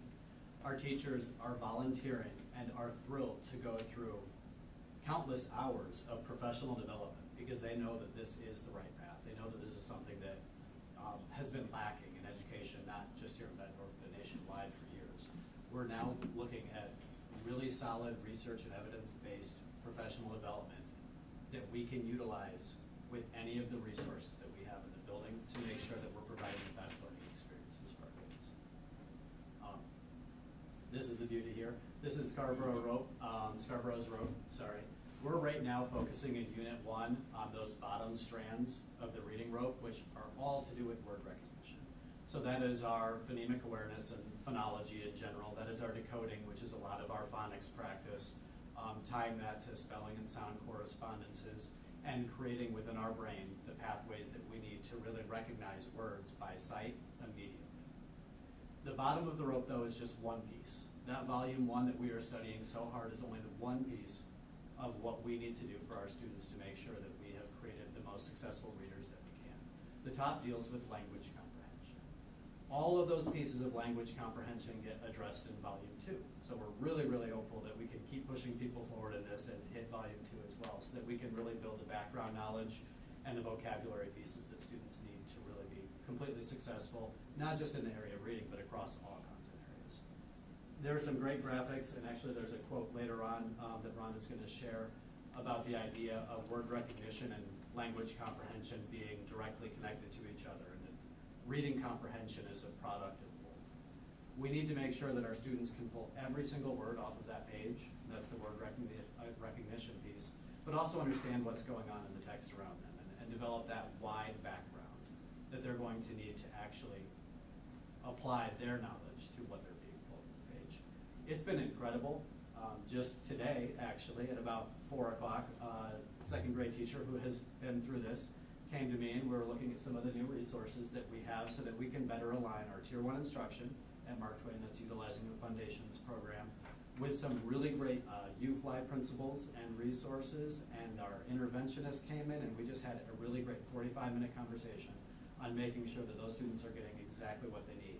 It's been so phenomenal to see that this isn't just happening during those dedicated Wednesday PLC times, but people are really taking this at home, and we're able to actually have deep and meaningful conversations about student achievement and student needs on the fly at 4 o'clock on a Thursday. And now I'm going to step away from the microphone. All right, so how did this really happen? Our timeline looks something like this, and imagine in there about probably 15 meetings with Dr. Morse to like keep moving it along and getting it going. Because really, this was a big undertaking, and it was a real team effort. And without the support of Caroline Olson at the time was the principal, she supported my, hey, we're in a pandemic and the kids don't seem to be where they need to be. Do you think you could help send me through something? And so she started and said yes, and then away we went. So we registered in January of 2021. That was our hybrid year, just for reference. Then by September, we were ready to ask Mark Twain cohort members if they'd be interested. That conversation went something like this. Caroline, do you think that maybe some of our teachers would be interested in trying this to see if we should do it on a broader scale? I don't know. We're in the middle of a pandemic, so I'm not so sure. And I had to call. I was tasked with calling them all, and they all said yes. So that is hugely uplifting news in a time when teachers are feeling stretched, are feeling stressed, and are feeling overwhelmed, that they would take on additional work. From there, then in March, we were able to present the opportunity, and we are the only 2 facilitators, so we have to kind of cap out at around 30. So we got more than we were hoping. We had 32. And then in September, right when school was getting started, in fact, the week of in-service, back to school welcome, we asked more people, and 26 decided to join in that very hectic time for cohort 2. And now it's extended even to some of our 3rd and 5th grade teachers. So all that being said, we have 73 faculty that are being trained in Volume 1, with 49 remaining that will probably want to join us shortly. And then also very exciting, the preschool, early childhood letters, every preschool teacher is involved in that as well. And our administrators are being trained in it so they can walk alongside their teachers and be able to involve themselves in those conversations. So. May I ask a couple of questions at this point? Yeah, of course. Thinking about, like, this is quite impressive, right? Yeah, it is. I don't want to neglect noting that, but when we think about when we're looking ahead, given what you've just said, are you anticipating 2 more cohorts to get those 49 who have not yet had the opportunity? Or what's your thoughts? I'll give you the second question so you can address them both at once. Please. And so far, it sounds like all of these teachers have volunteered. Correct. Is the intention that we will take people who volunteer, or eventually we would want everyone to do it, and so someone might need a little bit of additional encouragement? Well, we of course want everyone to do it. Dr. Morse has indicated that's her desire as well, to continue this. Right now, we have some additional funding that's helping us, so I'm sure that's going to need to be worked out. But given the success that we're going to be highlighting shortly, I think And right now, the benefit to teachers is that their time and their expertise is being honored in such a way that yes, they're volunteering, but they're also being very rewarded. So there was a stipend offered to help offset some of the outside of contract time, because this is a very big commitment of outside of contract time. And then if you did not want the stipend option, each volume is 3 graduate credit level of work. So there's the ability to get transcript credit for graduate level credit. So all those things being said, the teachers have seen that the investment in the district in their development is being very valued and respected. So I can ask you what your thoughts are about the remaining, because Rhonda Nelson, I'll defer to right now, I'm kidding. I'll make a call. No, I think as we work through this, I don't know that I have a specific answer. Our ultimate dream would be that every elementary teacher has the opportunity to experience this training. As Rhonda alluded, ESSER funds have helped us launch this work, and so we are going to continue to reflect on that and talk as a team. Obviously, Jamie Olson will be critical in that as our director of curriculum, and working with BEA and the teachers around what does this look like moving forward, because we also know Volume 2 is on the horizon as well. And we will have new teachers every year who Yep. may not yet have had the opportunity to do this. And so how do we develop a system so that we can make sure that anybody joining us after this has the opportunity to engage in the work? So there's pieces we still need to work out. We also wanted to get a couple cohorts through and get feedback from them, and so we can look at how we best do that. Also tied into this, and I don't know, and I'll stop if you are going to engage in this with our ELA pilot and some of that work. Were you going to address that later? We're gonna touch on it a little Perfect. bit, yes. Then I'll wait Okay. until you guys do that. Go ahead. When you said preschool, is that all preschools in our, or just Bett? Our 6, yeah, our 6 sites, we haven't extended to any of our local paired preschools at this point, so, yep. And you talked about the time commitment. Can you just elaborate a little bit so that? Sure. Because I'm pretty aware of what it is, but. Sure, so I mean, it really is a big commitment. This is the full-blown version. So the high end is estimated at around 90 hours. Right now, when I put that together, outside of the online component has been taking around 24 hours for the participants. That doesn't include any time they spend engaging in the reading. That's obviously not tracked on our electronic monitoring. And then there's 24 hours of live face-to-face training throughout the year. So it's spread out throughout the year, and it includes breaks in summer. So a lot of teachers have chosen to kind of really use their time and design a schedule that works for them. But yes, thank you for that question. So it's less time than the high end, but it is a significant amount of time. Okay. After our live trainings, then we always solicit some feedback. So one of the best ways we do that is just compile some information via Google form. So one of the things I always like to see is, do you think this is going to help you become a stronger literacy instructor? And you can see they do. Another question we always ask is, how are you currently feeling? Because there are options where you could have your mind being blown or you could be confused, and luckily nobody did that. So that's exciting, and that's always great feedback. Beyond that, there are some open-ended questions. Some of them include, what are your top takeaways? I'll just let you kind of look at a few of those. And then we always ask for, what could we do better? What do you need from us? And so that kind of information is invaluable. This last one, I just really appreciated how much thought they really did put into their response. And just, this is from a very seasoned teacher, and to have that teacher say, I'm rethinking every aspect of how I'm approaching reading in the fall just really struck me, because that's what happened to me, that's how I felt.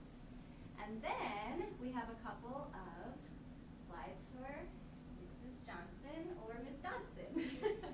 I have two identities because I just got married, so Mary Johnson officially now.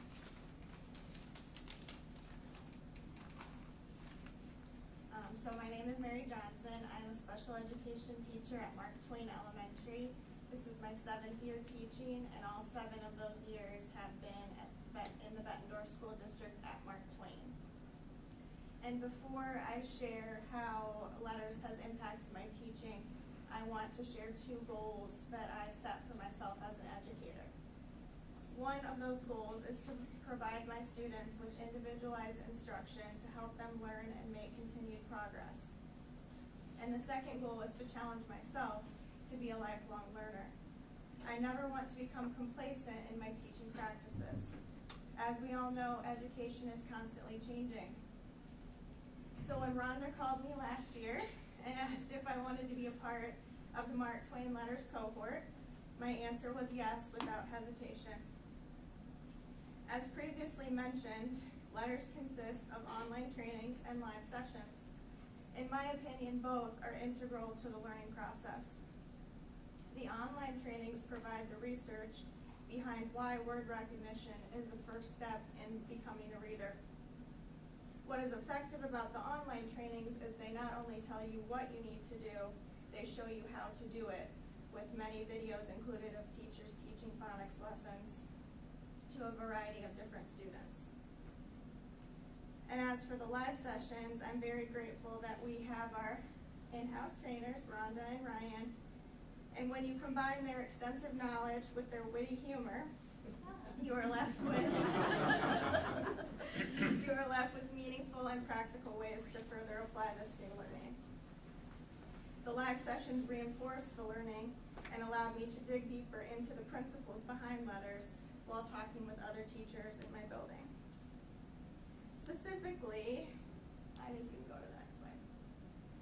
Specifically, I have noticed my teaching has improved in the following areas. I have learned how to better identify what my students need in terms of phonics instruction, where to start my instruction, and that has been using the assessments provided by letters. And I have learned about how and why students confuse certain sounds when reading and how to help them correct these errors with explicit phonics instruction.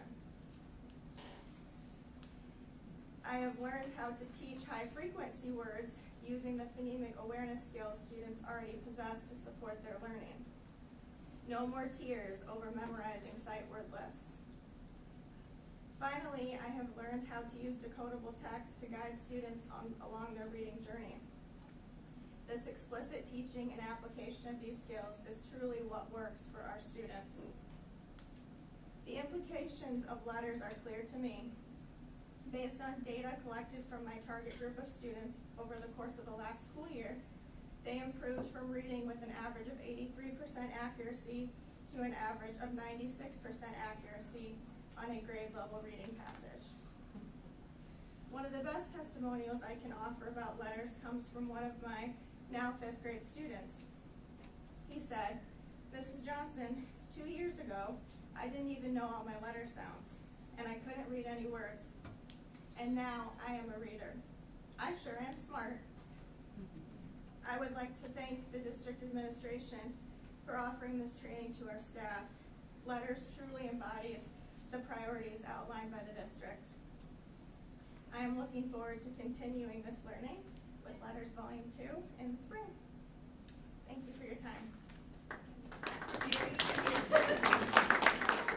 And I just want to interject, Mary, I can attest to the witty humor, but I will also say I was at the Mark Twain cohort when they kicked off their first live session, and some trainer might have put me on the spot to answer some pretty tough questions that day, but appreciate that being pushed. But it was a phenomenal training, and I was able to be there for about 3/4 of it before I had to get back to a meeting. But to your point, Mary, they are both witty, but also truly understand and have the knowledge to teach it in a way that we understand it.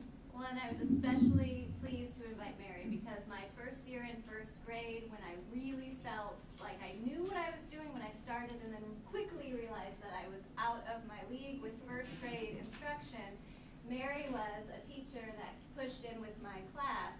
And so to kind of grow alongside Mary and hear her say those things, it's so great. Another teacher who was going to try to come was Lauren Showers, and this is such a teacher thing to do when you read her quote. She gives a lot of credit to other people, but I want to really highlight the extra training that Lauren has undertaken above and beyond letters. She invested in herself beyond that to take Orton Gillingham some pre-training before the full certification. So she invested out of her own money to continue the learning, because once you get into this with me, you never are coming out. But that being said, you can see she's just very grateful to the district and wishes she could be here and agreed to share for us. So, all right. And then finally, we have some actual data, because that's what I like to do. So, when you look at the assessment results, this is a pre and post training that you take a pre-test, you feel really bad about yourself, generally speaking, and then at the end you feel super proud. And so you can see the original three, that's Ryan, that's myself, and that's Kitty McAndrews, the Mark Twain cohort, and then cohort 1 obviously doesn't have a post because they are in the middle of it. So that's very impressive growth with teacher knowledge, I think. And then this is how can we show, is this actually impacting students? Now I have to clarify, this is very preliminary data, and it's also jaded with hybrid learning and a host of other things. So the 2020-2021 year, that was when the original 3 started. So I started in January. I had a year to take it, and I was like, this class doesn't have time for me to take a year, so I got done in about 2-3 months and started trying to apply things as I was going. So when you look at those first numbers, these are all FastBridge Universal Screening Proficiency numbers. You can see the kindergarten, nobody had gone through it. That's just our traditional, this is what would have happened if traditional means hybrid learning, which we know is not traditional. Then first grade, the top is our 3 classes, the bottom is mine, just isolated out because I'm the only one who had had it as a classroom teacher. That also is combined with the support from the instructional coach who was going through it and the interventionist who was working alongside. And then second grade, that was our business as usual because no one had gone through it yet. Then if you look at 21-22, remember that's the Mark Twain cohort. They got access in September. Our live trainings didn't even start until January. So I only included teachers who were really able to engage with the work at least 2 or more units, because otherwise it's not really saying, did this impact the kids, because they hadn't had a chance. So really, not very many people had even gone through the entire thing, but you can kind of see right there, all 3 of our kindergarten class teachers had been able to. The growth is impressive. My class is the only first grade who had made it through that portion. And then in the bottom, there were 2 second grade teachers who had been able to engage in that level of commitment with letters. So then if you compare the growth of those classes to our district average growth, and the district average growth also does include those numbers, you can see that it almost doubles the district average. So, to me, initial preliminary letters impact is that it's going to make a big difference. I have just a quick question. Have you had, like, doubling the average is huge. Thank you. And I can see that all the way across. Are you starting to see more teachers kind of going, oh, wow, look at this growth. Your classmate, what are you doing differently? Like, do you feel like your teachers are talking to the other teachers who are not going through it? I would like to think that's why 32 teachers from outside of Mark Twain decided to join that first cohort. And I also know for sure that some positive peer pressure helped the 26 who in September, right when we were launching a new school year, and that's really not a time to take on a lot of extra work, I believe that's why they joined as well. And the kinds of conversations we're able to have, to Ryan's point, as I'm now in a new role and I'm going from site to site, the kinds of things I hear from people who are in the middle of letters training or have completed it, it will make a big difference for our kids because you're using the data in a much more meaningful way and you're not guessing at anything. You know what to do. Okay. Yes? Are you finished? Um, Could you go back to the rope, the colored Yeah, rope sure. slide? Yeah. So this is just one of the theoretical models that the teachers learn about, but yes. Under word recognition at the bottom there, before you go into letters two, do you feel we got away from that somewhat and we have to swing back to it? The entire country did, yep. We went to whole language in combination with a learning theory that has to do with constructivism. Yeah, we did. We got away from direct instruction, explicit instruction, for sure. So this is back to fundamentals, blocking and tackling. Before you go on to anything else, you have to learn the fundamentals. Yes, there is a place for discovery learning. There's a place for that type of thinking, but you definitely need to know how to do the work in order to do the job. Now, Sure. is that rocket science or no, or yes? Louisa Moats says so. Actually, she says teaching reading is not rocket science. There you go. Or does she say it is rocket science? No, I think she says it is. Right. But She says it is. She says it is, you're right. Why However, did we get away from the fundamentals? Was there research that said you don't need the fundamentals, you need to do something different? well, we could really get into the weeds here. But there were some big bucks and big names who really started kind of taking us down a path with whole language. They believed that it was you learn words by unit, not with phonics, and so we kind of just traveled a different kind of a trajectory, and that proved not to be. Reading is not natural. Our brains are not wired for it like they are to learn how to speak. So we literally build readers. Every child who comes to us, we help build readers as teachers. Can I just clarify though? This isn't just phonics. Correct. It's So all of those things. this is combining both the whole language idea with the concepts and the understanding what's being told in the story with the phonics, correct? I'm going to not allow us to say it combines anything that has to do with whole language, but I will say that it includes all the 5 pillars of reading that the National Reading Panel have proven to be true. A big push is phonics, and that's why the quote from Louisa is so important, because phonics is where we really started just completely missing the boat. So that's a good starting place because word recognition is really fundamental to the simple view of reading.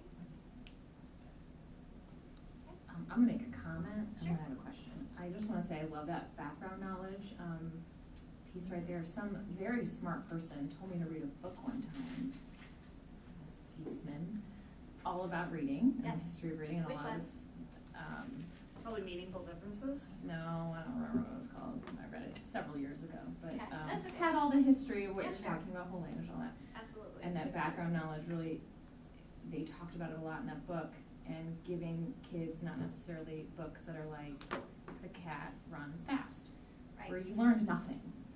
You just read some words, and maybe that cat ran fast, but you didn't learn knowledge.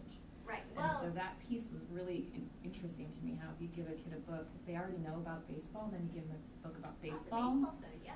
You know, Good one. that whole thing. So I thought that's just really exciting for me to like see it, that we're doing it. Yes, we are doing it. And then my question is, I don't know who's gonna answer this question, but, you know, in the last, I don't know, 6-9 months, we've heard I've at least heard a lot of people saying, why are you guys all focused on all this curriculum stuff? We don't really care about, you know, why you're spending all this time on curriculum. We really want you to just address behavior and get this ship under control. So can you talk to me a little bit about how this is going to help us improve behavior? Because I think somebody talked about it once to me, and I don't have a full understanding of it, but somebody in this room does, and I wonder who can answer that question. Sure, I'll let you start. All right, well, what I will say for sure is that if you look at some of the statistics, which I do not have at the ready, but if you look at things that have to do with incarceration and undiagnosed dyslexia within our prison population, that is a really missed situation that we have going.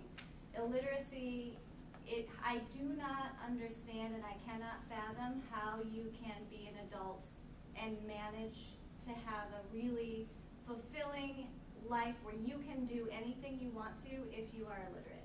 it would seep into every part of your life and it would make everything very, very difficult.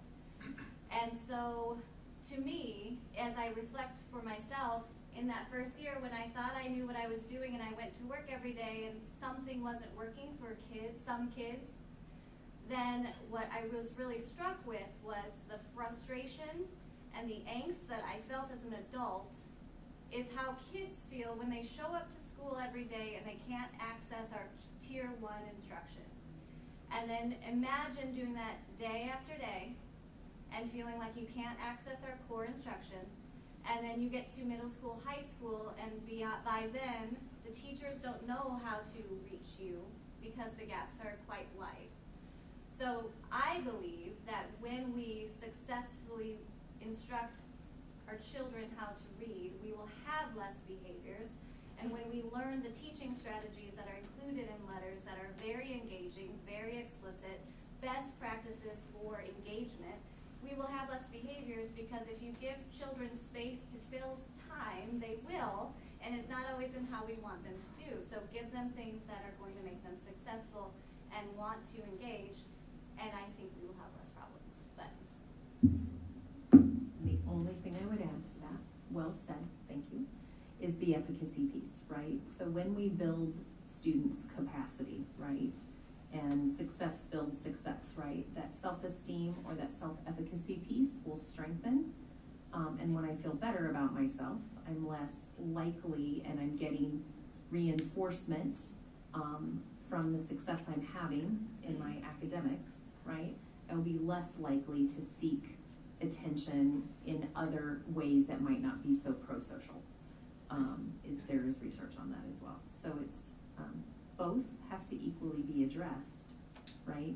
But they do interplay with each other, and they're critical. And so our hope, and I believe it's, as we've seen some of the preliminary data, is that as we strengthen our students' abilities and get those foundational skills in place, and we're aligned across the district, and we increase both teacher and student efficacy, right? That will increase how we feel about ourselves, and therefore increase positive behaviors. Thank you. okay. And I do want to acknowledge that when you do look at the data, it's still not where we want it, nor is it where it will remain. So yes, there's great growth, but am I satisfied? Am I satisfied with my particular class of, did I reach every student the most effective way that I could? No, I'm not satisfied with that. So we will continuously improve, and that's the heart of MTSS. So it's just being a lifelong learner and willing to try new things.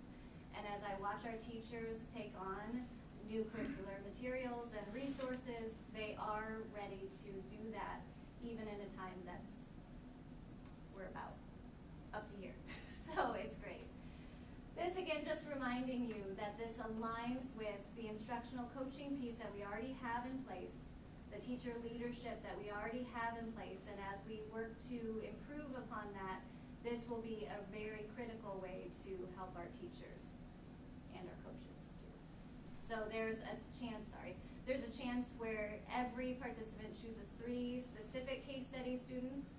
It includes some classroom action items. They complete journal reflections, and their portfolio tracks over time with the live trainings and the coaching support. And then next steps, and if you click, I think it'll do the little, it's all symbolism. So our next steps, we're going to improve literacy outcomes for all Bett North students. We're going to continue to train our Volume 1 members that are already involved. And then Volume 2 in spring, as Mary alluded to, and I've already got one, I don't have to cross my fingers. So, and then with the curriculum adoption that's about to get started with Jamie leading us through that work, this learning will help us make the right decision for the next 10 years that we probably will keep a curricular resource.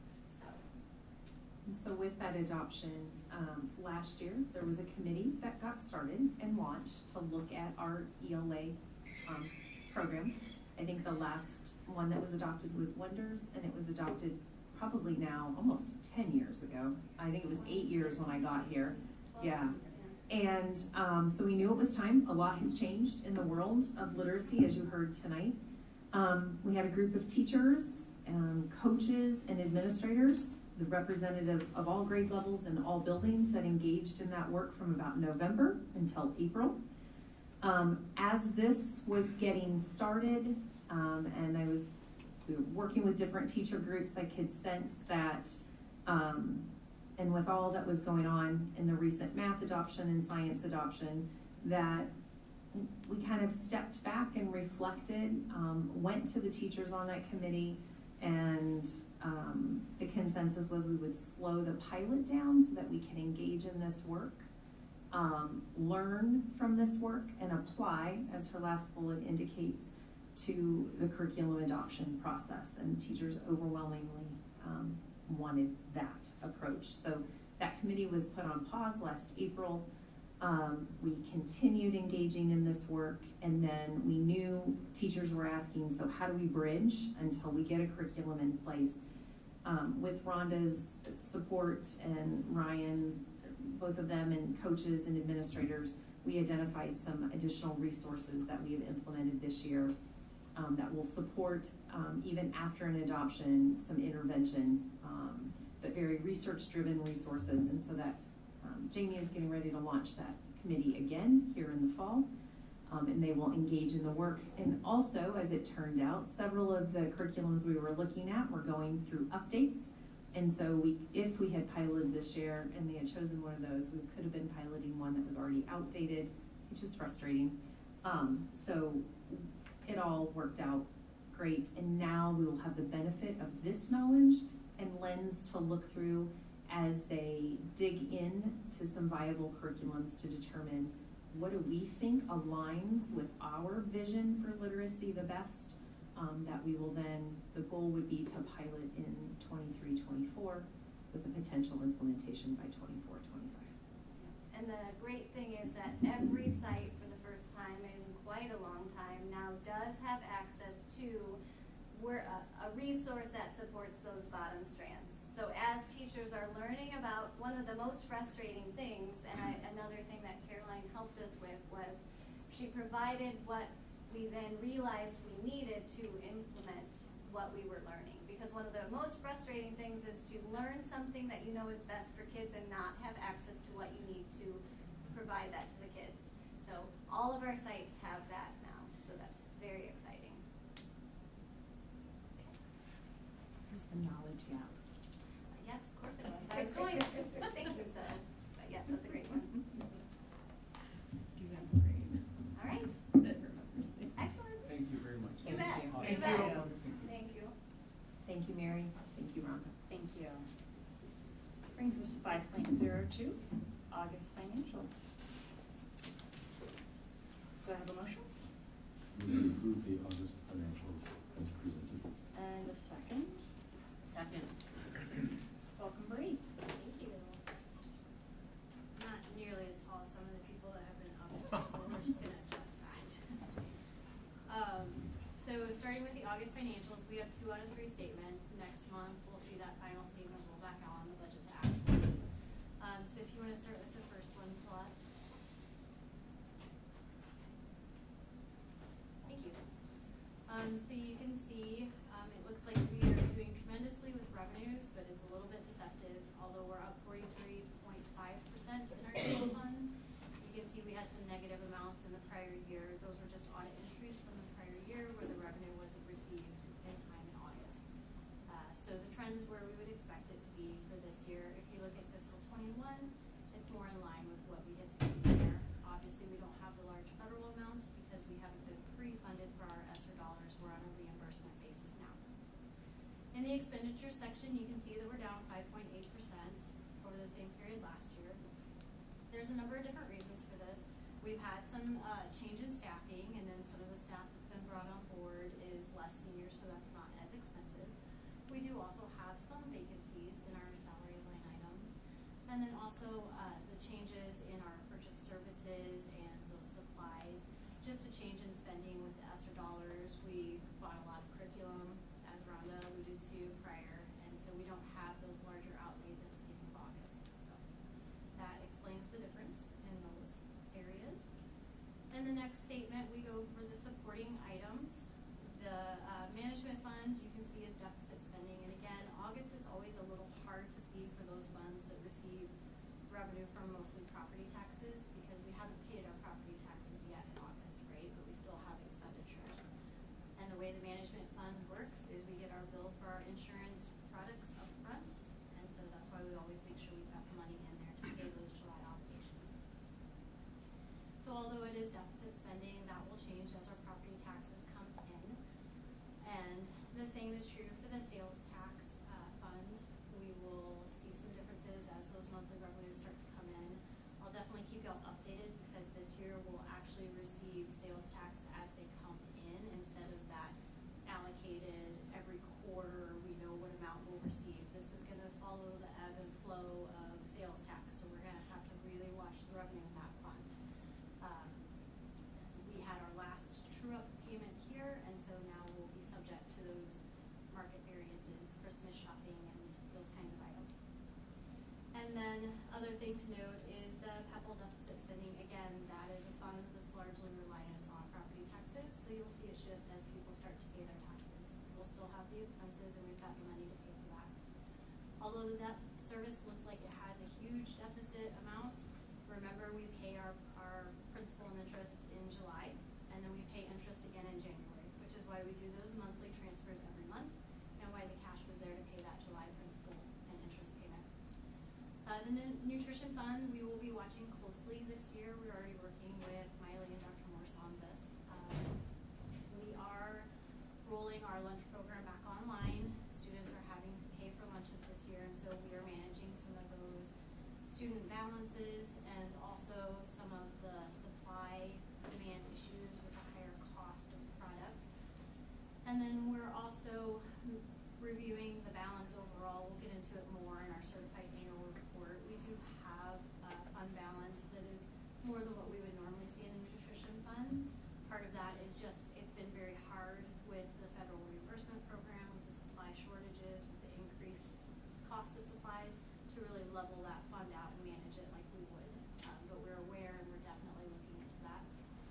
And then there's nothing else really to note on the supplemental funds. And the final statement is the cash and investment summary. So overall, our cash position is up 3.4%. Some things to note, it's largely due to an increase in our PEPAL balance and also food service and self-insurance. We've talked a lot about all of these different things and about why the cash has changed in all of those different funds. It looks like the fiduciary scholarship fund is in a devastating level of cash change. It's not. That's just because we moved that money to create a custodial account. And then we did that toward the end of last year. So when we get to the end of this year, you'll see a more regulated difference in cash position between those two funds. Any questions on the August financials? Any questions for Bree? All right, hearing none. Roll call. Director Dorder? Yes. Director Eastman? Yes. Director Lynch? Yes. Director Peters? Yes. Director Smithson? Yes. Director Castro? Yes. Director Champion? Yes. Motion carried 7-0. Thank you. Brings us to 5.03. Do I have a motion? I move we approve the fiscal year 22 certified annual report and special education report as presented. The second? I'll second it. If you could put in the first attachment, Celeste. Thank you so much. So we'll go over our certified annual report. The Department of Education did extend our deadline to September 27th, but we were able to certify on September 14th. The normal deadline is September 15th, so all reports were filed on time and in compliance. What this is, it's required by the state of Iowa. It's our certified annual report, and y'all have all been through a car review with me before, so this will look familiar, but that's on purpose. Hopefully it makes it more approachable and you see patterns and trends year over year. So this is a direct upload of our charge accounts. We download it and we import it into the state of Iowa, and they code that out. So every district is required, as I noted, to file this by September 15th. And this really just provides transparency and accounting among the districts. We're all uploading our charts of accounts. We're all using the state required account codes.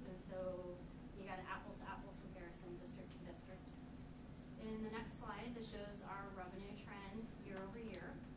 And we are up 4.7% this year. A lot of that is attributed to some additional ESSER funds. We put those dollars to use. We hired a lot of staff, academic interventionists, the letters training that Rhonda mentioned, and really used those funds to help with that. I don't know what the proper term is. I know originally it was learning loss, but unfinished learning. So that's the reason for that change in those revenues. And then the next slide, if you look at the general fund expenditures, those are up 5% compared to the prior period. And some of this comes from increased staff. Again, we got more revenues, so we're going to have those matching expenses. ESSER is that reimbursement basis, so you'll see the revenues and the expenditures trending the same way. We had new supplies, we had new staff really working to help our students. So that's the difference there. And then the next slide is our solvency ratio. So as we mentioned, revenues were up 4.7, but expenses were up 5. That doesn't net positive, so our solvency ratio is going to decrease. That is okay. Our target is between 15 and 20%. That said, we need to really monitor this over the next couple of years. We do have that static enrollment, depending on what the legislature does with SSA. That will affect our solvency ratio as well. When we get later on in the budget season, because that solvency ratio dipped below that 20%, we are open to a cash reserve levy, roughly $660,000. That's not a given, it's not an absolute, but in the last couple of years, we've been above that 20% mark, and so it hasn't been an option for us since 2019. I'm going to ask a detailed question that if it's too far in the weeds, I totally understand. Do you know ballpark what our tax base is? In terms of our overall taxable valuation and taxable assessment? Exactly. I don't have it in front of me, but I can. And I'll tell you why. The reason why I asked is because in other slides, it looks like that number is approximately 600,000 that would be available to levy. This may have come from Monday night's discussion. And I'm just wondering in my head, and I don't need the answer tonight, but you can flag it for the future for when we get into those budget conversations, what that would translate in as a tax rate. Are we talking like 1 penny for valuation, 10 cents? What, like, my guess is it's a pretty small tax rate that we're talking about, but I'd be curious to know what it ballparks at. Yeah, so for example, our management fund, our levy is right around $1 million, and that's a 66-cent tax levy. So, Maybe 30 cents. maybe 30, 40. Yeah. Thank you, that's Yep, helpful. absolutely. Yeah, and that's something that we would absolutely discuss during budget season. If we decided to have a cash reserve levy, we would absolutely work through that as a board. So the next slide goes through comparison of beginning balances, revenues, expenditures, and ending fund balance for each of our funds. Remember, the certified annual report, even though we talk a lot about authority for general fund, this measures fund balance, what we would think of as like that owner's equity. So you've got your revenues, your expenses, your owner's equity. That's more of what this is. And this is essentially the annual view of what we were just looking at the monthly level. Yes, exactly. You got it, exactly. Some items to note, the student activity fund, I went through and looked to see where did we end fiscal 21 versus 22. The student activity fund balance increased overall. That makes sense. No more hybrid. We're back in, and we've got all of our activities and our athletics online. Again, everything I'm going to say is going to line up with statements from the prior year, so it should not be a surprise. The management fund balance decreased. Again, that was on purpose. We've been decreasing that management fund levy, and then we rolled out an early retirement package. And then the other item to note, like I said, is that school nutrition fund. We're monitoring that. We're trying to make some purposeful, smart expenditures to spend that down to make sure that we're getting what we need in all of our different cafeterias. And then the final report, this is not part of the certified annual report, but it's important for y'all as a board to see and to really tee up that future conversation of when we talk about budget, which ironically is not very far off for the 2024 budget. It's crazy, I just closed 22 and now we're getting ready to talk about 24. So that's how we roll in finance. So the yellow bar indicates fiscal 22, the most recent year reported. And you can see projected out 2 years, our unspent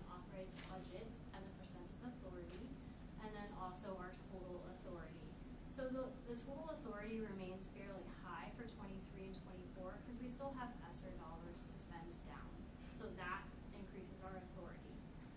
However, we do see a little bit of a dip in that UAB as a percent of authority because we're going to spend through those dollars at the same time. And so this is not doom and gloom. This is not drama, but it is definitely something to be aware of.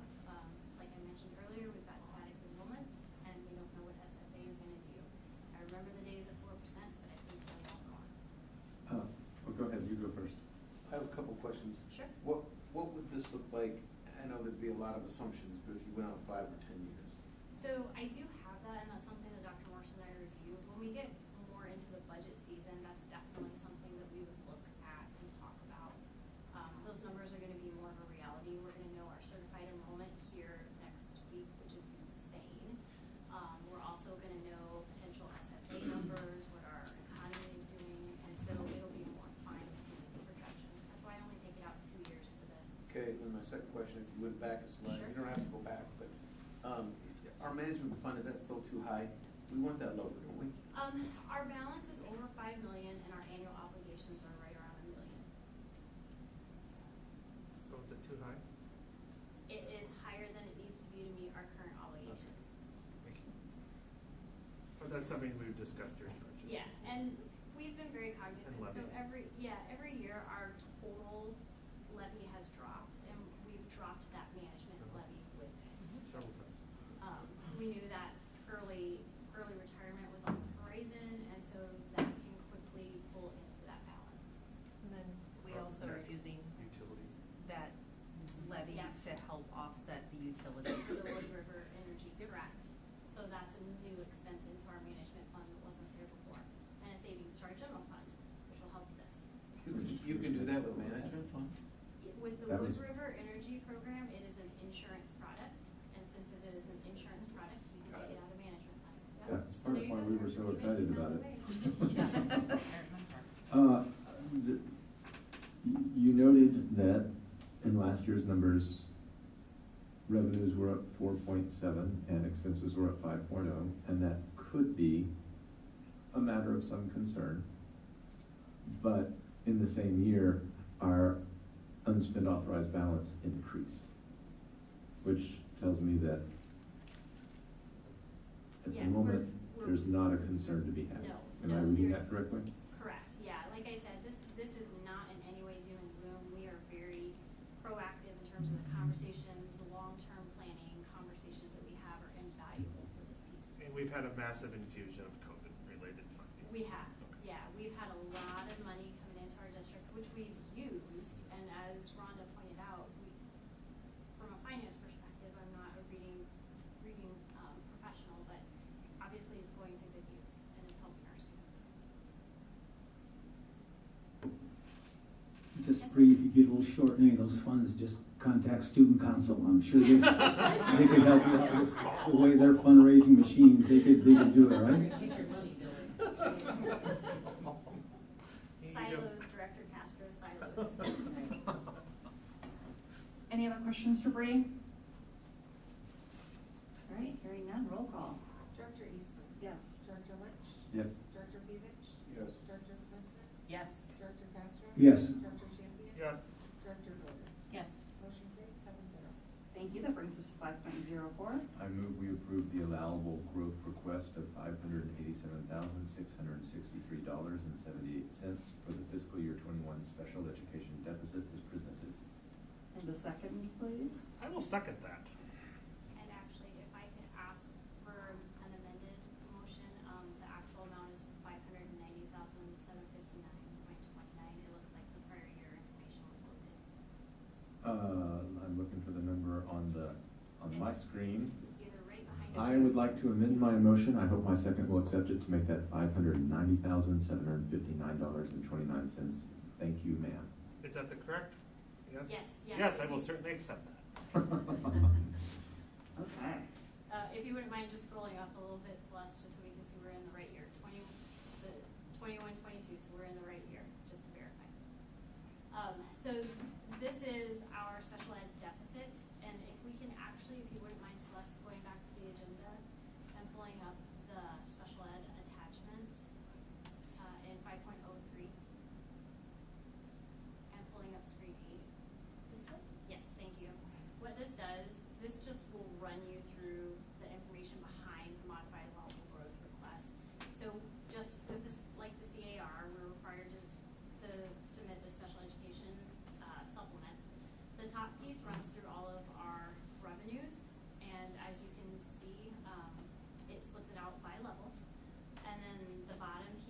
scroll down just a little bit, shows the expenditures by level. And then if you scroll down just a little bit more, on that bottom right, you can see that's that number that we're looking to request. And so again, this is a direct upload of our chart and accounts, and it comes straight from our general ledger. And then the special education supplement knows how to allocate it into those different levels. Do you, either of you, happen to know when those special education weightings were last adjusted? I'm guessing it may be, we're talking decades, not years. Yes, it has been a long time, and as you can see, the amounts and the weightings do not match the needs. That actually was on an ISPIS webinar I was just on today, where they were talking about the federal government looking to increase that federal piece of how they offset that balance. The federal government has always sort of underfunded what they've asked us to do, but this is the state weightings. And it seems like it would be nice to bring those up to snuff with the realistic costs, since virtually every district in the state runs a deficit given these weightings. So, and it's interesting because here in Iowa, they weight it across those three levels, and in many states, and rephrase, it is just, you get flat funding for your special education students. The other piece that comes into play is, as district staff, we have no input. We do not get to determine those weightings. Our AEA staff determines those weightings. So while we may feel a student is more level 3, which would generate additional funding, they may come back through their assessment process and say it's a level 1 or a level 2.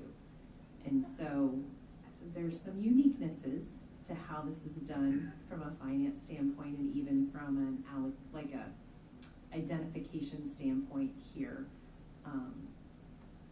When I look at the overall general fund contribution,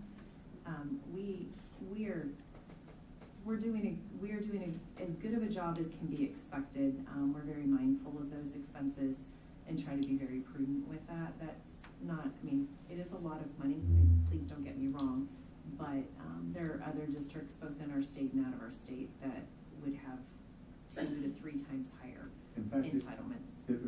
Picking up on that, it would be useful to see, perhaps in February, March, when we're thinking about budgeting, to see how that special education deficit has changed. I believe just a few years ago, we were just south of $1 million. I want to say it was in the 800 figure. And so our district has clearly made efforts to reduce our deficit. And that speaks to sort of prudent management, but it doesn't speak to the fact that the funding doesn't reflect what is needed. Right, absolutely. And at a certain point, you're cutting bone, right? And so I'm happy both to see that the number has come down, but also to support the requests to get the authority to recoup what we had to spend beyond what the state provided. And agreed, the funding needs to be looked at federally and from a state perspective, right? As those pots of money decrease or don't increase with increased cost, the local contribution has to be greater, correct? As we know, the intent of the law when it was passed in 1975 was that the federal government would fund up to 40% of the costs for special education. The highest they got in the early 2000s was almost 18%, which was huge for that time. But we also are seeing students who are coming to us with more complicated needs. And yes, we've worked really hard over the last 2 years to reflect on our expenses and our costs, and how do we not compromise the services that our students need, but also look at where can we reduce expenses around that. And it has come down. And so that is a testament to staff and really being prudent with our resources. I assume these are 1s, 2s, and 3s in these columns? Mm-hmm. I can't see the So top. let's scroll back up. So why is it that the preponderance of, I mean, I understand there's gonna be more kids in group 1, but why is the preponderance of the deficit in group 1? If you have kids with more profound needs, you would think it would be more in the higher level kids. My theory of action around that in the way we program in Iowa and here in our district is with our level 1 students. They spend the majority of their day, level 1 and level 2, in the general education setting. However, they require additional adult support to access those settings. And so when you have staff is your most expensive commodity in a school district, right? I think our expenditures average about 81% of our total budget, if I remember correctly, 81.5%. So with those two weightings, they carry the most amount of staff resources to educate them. With Does the that? least amount of reimbursement mostly. Correct. Yeah, I was There's gonna probably say a lack of and I was getting there, Medicaid. yes, but you- 70% of your deficit Yeah, but is in you're not, group 1? you're not getting Medicaid kickbacks as Right. Yeah, often I in that mean, group. I thought the Medicaid was higher this year. It is. And So the let's- Medicaid, but the Medicaid reimbursement for level 3 is 10 times the So reimbursement for you level 1. can actually see it, you're perfect where you are, Celeste, on the expenditures, that Transportation. first line, you can see salaries is 1.8 in level 1 and $1 million in level 3. The very top line is that Medicaid revenue we received, and you can see 50,000 for level 1 and 500,000 for level 3. 11 that- times, in fact, not 10. Right. I'm gonna give it to you though, Director, unless you're prepared. I just wanna comment that I appreciate that while we're being cognizant of the costs, it is still our obligation that if a student has a need, we have to provide that. Provide whatever services they I don't need, have a so, problem running a deficit in Yeah. this item. yeah. Absolutely. We want to be mindful of the need, and assessment should drive that need. Yes. Right? And so we've just worked really hard to get that and to get staff the support and training they need, to really look at, is it we need additional adult support or is it additional training? And so really being mindful of that and having a very strategic, intentional approach to how we serve our students with special needs. I will again come back. I am grateful for the support and resources from our AEA. We do have some tremendous staff out of the AEA that support us in many ways. It is hard for a district, though, if the assessment process and the identification process is out of your hands, so to speak. It makes it challenging sometimes, as Mrs. Allison can attest with the questions that I ask and the pushback I give sometimes. And it's not to be challenging, it's just to be mindful that we have a fiduciary responsibility to our taxpayers to spend our money wisely and with prudence. But just making sure that those resources are where they need to be, supporting the students they need to support.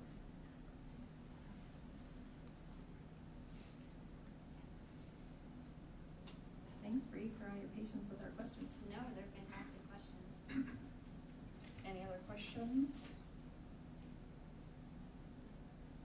Do we have an idea of the number of kids in each category? I just don't see that on here. So that's in another screen on the special education supplement, but if you give me, time to talk and click, I can find it. Do you want me to look for it? Okay. Are you looking for total number of students? Of 1, 2, and 3 is what I'm wondering.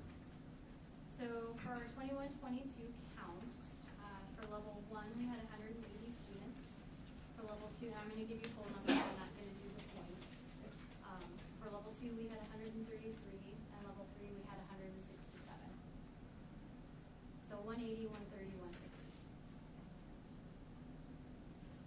And those are very full numbers.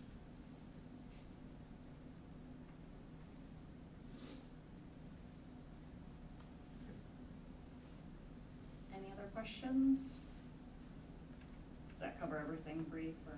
Yeah, absolutely. Okay, roll call. Director Lynch? Yes. Director Pevich?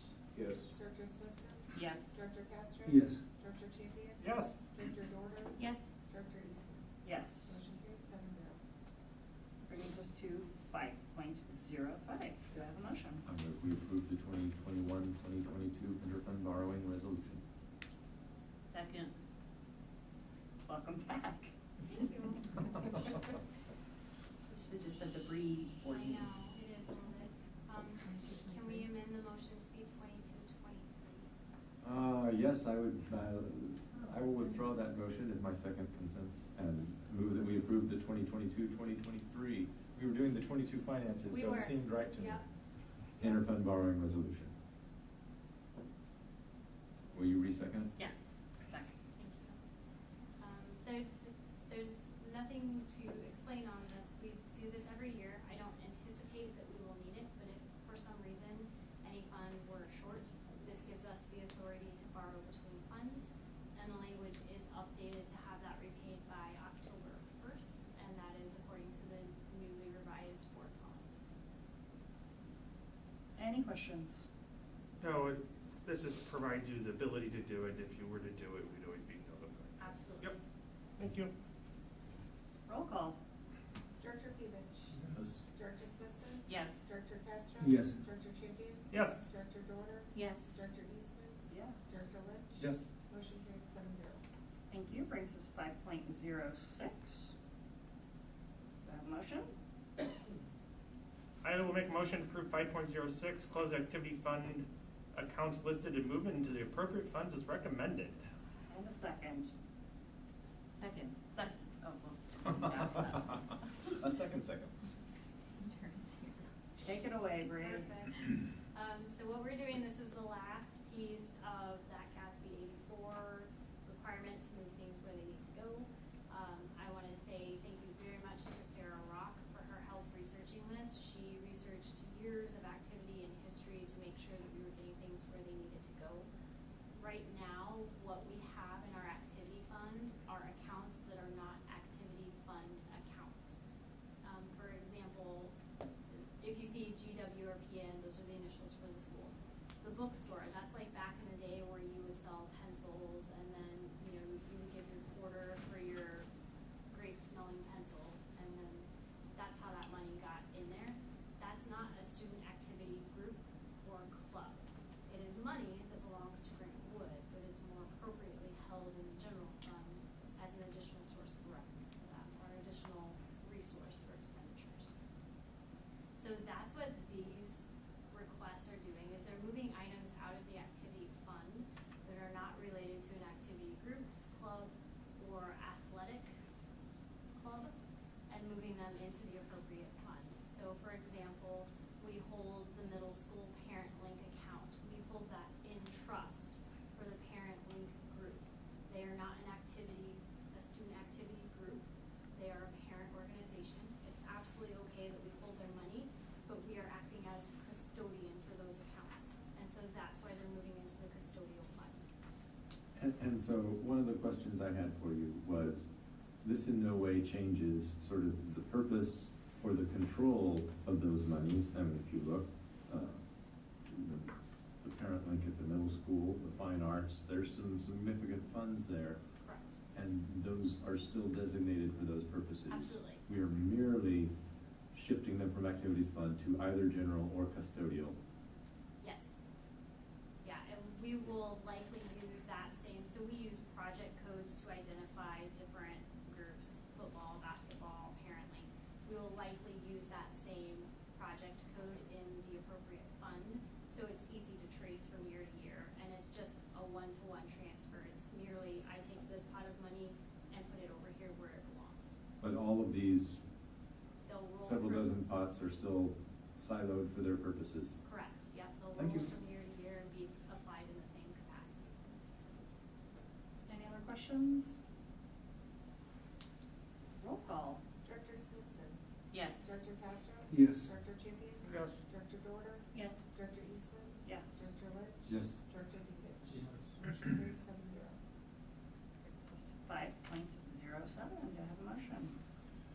I will make a motion to approve 5.07, approve the policies listed below as presented. And A second, please. Second? So we continue to work through our policies. As you know, code requires that policies be reviewed every 5 years. We were reminded of that today. And we have, in 2 years, probably brought close to 250, 275 policies just to be updated. I mean, the number is pretty extensive. So tonight's policies, For the 600s, Jamie is here to answer any questions, our Director of Curriculum. For the 700s, that would be Bree and Miley, because we've got some nutrition services policies on there. The majority of these policies really are just updating IASB language, getting them up, and just some simple code or reference, legal citation reference changes, nothing substantial, substantially changed in the policies presented to you tonight. Jamie or Miley, any additional, or Bree, anything else you want to say to the policies that you brought forward for their consideration tonight? Any questions? Dr. Champion, do you have any questions on policies? I do not, sorry. No, that's okay. I just want to make sure before I move on. I would just say I would appreciate them being sent out ahead, times I could go over them. Thank you. Welcome. Yeah, having since Friday made a huge difference when reading through all of these. So I appreciate that hugely. All right, well, hearing no questions, roll call. Director Castro. Yes. Director Champion. Yes. Director Dorner. Yes. Director Eastman. Yes. Director Lynch. Yes. Director Pevich. Yes. Director Swissman. Yes. Motion carried 7-0. Great, that brings us to 5.08.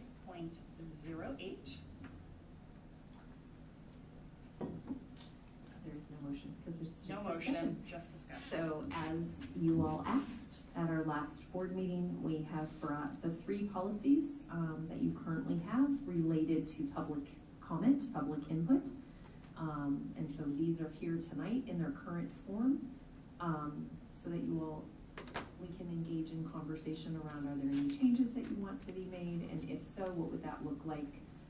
We can then take that back and work on that and bring them back to you for consideration at the next board meeting. And just for record keeping purposes, because clearly we live stream and these are saved videos, the reason that this, because there's some misinformation in the community right now regarding this conversation we are about to have. The purpose of this conversation has nothing to do with eliminating our community's opportunity to come forward and speak at a board meeting. It was all to make sure that we are adhering to a policy that we have set and making sure that the policy is appropriate for conducting business while still allowing our community to come forward. So with that being said, wherever anyone would like to begin, I am great with that. I will start. I speak into the microphone, maybe. I guess I'm not really interested in, personally, I'm not really interested in changing much of the policies, reading through them. I'm fine with people filling out the form when they begin or when they walk in. I look back at like when the elementary school consolidation, the Jefferson closure, I honestly feel a lot of people came to those meetings without the intent to speak, and they ended up speaking, and I gleaned some information from that. And I have concerns in some ways that if you request like an announcement or the form to be turned in within 24 hours before a meeting, you're actually going to exclude some information I want to hear, or people who aren't familiar with the process are going to be excluded. So that's kind of my one concern. The other concern I have is, one thing I would be open to is maybe restructuring how we're having these meetings in some capacity, whether we move public comment to a certain point in the meeting and maybe restrict it to an hour or a half hour. But one of my concerns is that we invite people to present to us and they're, I don't want to use the word stuck here, but I'm going to say it. The fact is we have staff members in this room that probably went to work at 7 o'clock this morning to get into our secondary buildings, and now they're looking at a 14-hour workday, and they have to be back in our schools at 7 o'clock tomorrow morning, and I'd rather those staff be in the building well-rested or well-prepared to assist our staff and educate our kids. So my priority in any reconstruction of this would be looking at an agenda to make it better suit visitors or visiting staff coming in for presentations. Thank you. I will comment. I also agree with that. I don't see there's a lot of changes to be made in the policy, but I think that I would be open to moving or making some adjustments in when we have public comment or Mostly because, I agree with everything that Director Champion said, but also public comment is, an audience with the board. And so it doesn't much matter if that's in the beginning of the meeting, in the middle of the meeting, end of the meeting. The point is they have a captive audience here at the board.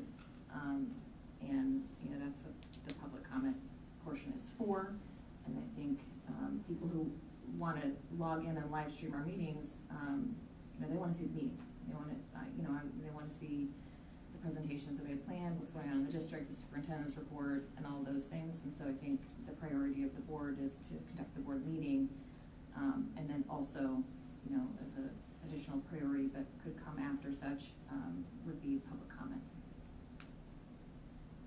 Thank you. No, I agree with both of those sentiments wholeheartedly. I think moving the public comment toward the latter part of the meeting, and quite frankly, that's really the only change that I'm looking for, allows us the opportunity to conduct board business first, get those things done. It also gives the audience the opportunity to hear what things are taking place. We often have community members who come forward and address things as they have every right to do, but then they choose to not stay to hear how we're addressing some of those very things that they're coming forward and talking about. So having that discussion opportunity the presentation.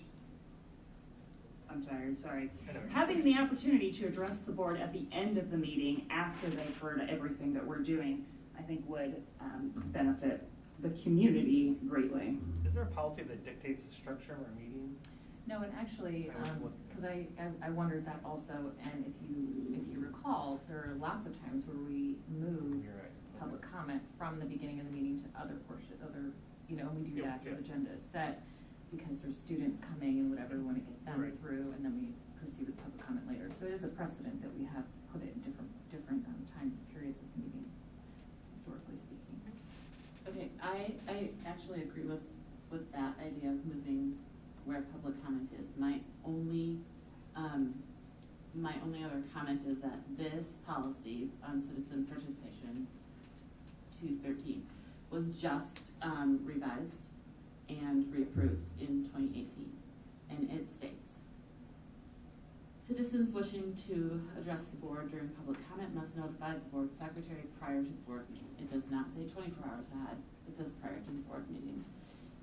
At a neighboring district, that prior to the start of the board meeting means if it's done by 6 or 5:59, whenever the meeting starts, that's prior to the board meeting. I think we should be following the policy in front of us as it was just reapproved. If we want to look at changing it, then we should change it. But if we have a policy in place, we should be following our policy. And if it's simply that they fill it out as they come in, if, maybe what we do is we put up on the boards that if you plan to speak tonight, it needs to be turned in by 5:59. I don't think that is unreasonable at all. Any of our other directors have discussion points? I like the policy as it is. I think if these people come and talk and there's something on the agenda that also they are concerned with, they'll stay to hear the discussion. So I agree with the policy just as it is. I kind of agree with that just because they're supposed to talk about things that aren't on the agenda. And so they're not going to hear things, what we're addressing with what they want to talk about, because they're supposed to be talking about things that aren't on the agenda. I think you're going to limit people coming to give a discussion if you move it to the end, because nobody knows when the board meetings are going to be ending. The same reason that, teachers don't want to be here all night, neither does somebody who wants to say, I don't understand how we grade in math. That guy's not going to sit here all night till 9 o'clock and then have a discussion about his grades. So I like it at the beginning just because of that. They know when they're going to speak as opposed to waiting around. And I have no problem with somebody giving Celeste their name and address after they talk. I just think you're going to limit people from coming and talking if you move it to the end. Do you think it would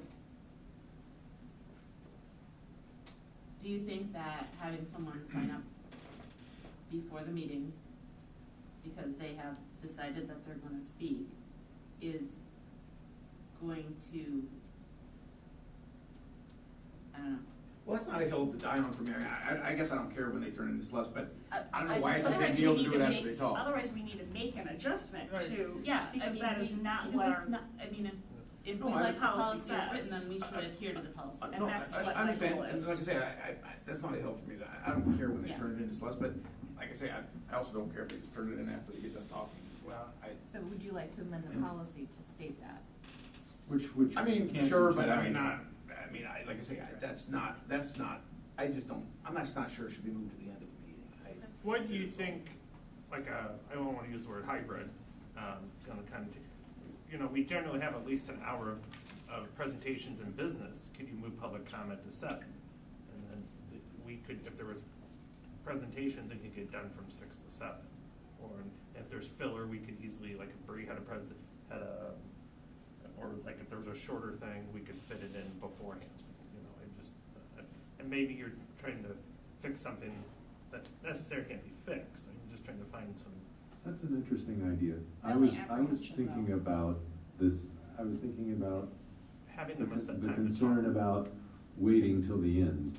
And one of the challenges right now, I think, that brought this for us to talk about is sometimes public comment is there's nobody and we go right into business. Sometimes, I haven't clocked it, I think we've had over an hour on, from time to time, not every week, but this week, I wanna say easily 30, 45 minutes. Since you don't know how long that'll take, it throws everything off. The rest of the agenda, you should have a pretty good sense of how long it'll take. There'll be some surprises, but if folks knew, you can expect public comment to begin at 7 or at 7:30, whatever time, then they could still choose to come only for that part if they so desired. Whether it's in the middle or at the end, the uncertainty would be shrunk. And certainly if we had presentations from our schools or from student council, they could get in and get it done, and we can go in for some of our other business, or we could have done the letters presentation, or we could have done that school safety presentation, but we could still, it would start at 7 or as nearly as practically close at 7 or after. You know, if something runs in, we're not gonna start at 6:50, but if something runs into 7:10, I just wonder if it would, probably something I think administration's gonna have to look at to see if that would maybe help that Dr. Morris schedule her staff and when they're coming in here to do presentations. 6 people talked tonight, that's 18 minutes, so I don't think that's a big deal. My apprehension with having a set time, like 7 PM in the middle of what would typically be our meeting, is how disruptive is it going to be if people just come in No, that's a good point. at 7, you know, at 6:45, whilst we have, you know, letters presentation going on.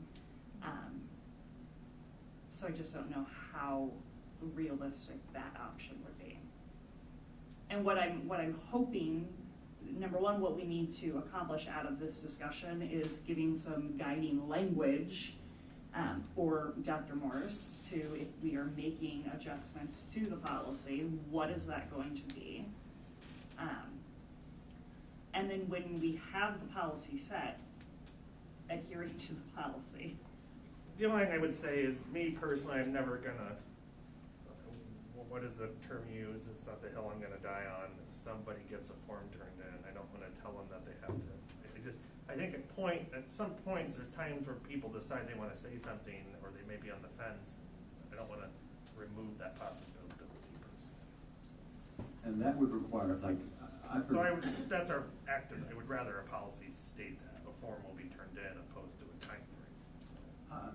So it sounds like there's sort of 2 questions where policy or practice could be revised. The first question is, currently, policy says if you haven't signed up in advance, you shouldn't speak.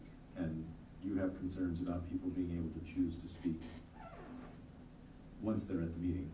and I'm pretty sympathetic to that. Or I can see at 6 o'clock, you're trying to get your kids' dinner done, you're trying to get out of the house, maybe shuffle it off, and I can see you walking in here at 6:05, you know. And the second question is, which I don't think requires policy change, is at what point in the meeting is the public comment located? I am not against experimentation. We could try for perhaps a couple of meetings, the 7 p.m., see if it works or not. See if in fact it becomes too logistically challenging, too disruptive. We could try for a couple of meetings, putting it at the end.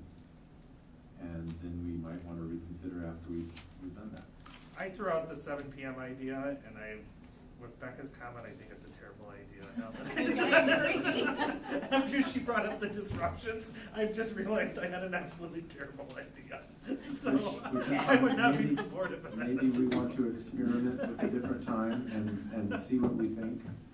But I think you have enough people that, especially if they're not, I mean, we have some people that are regulars that come up every meeting. We have some people that, you know, are new, and I think they find it disheartening enough that it's a one-way conversation.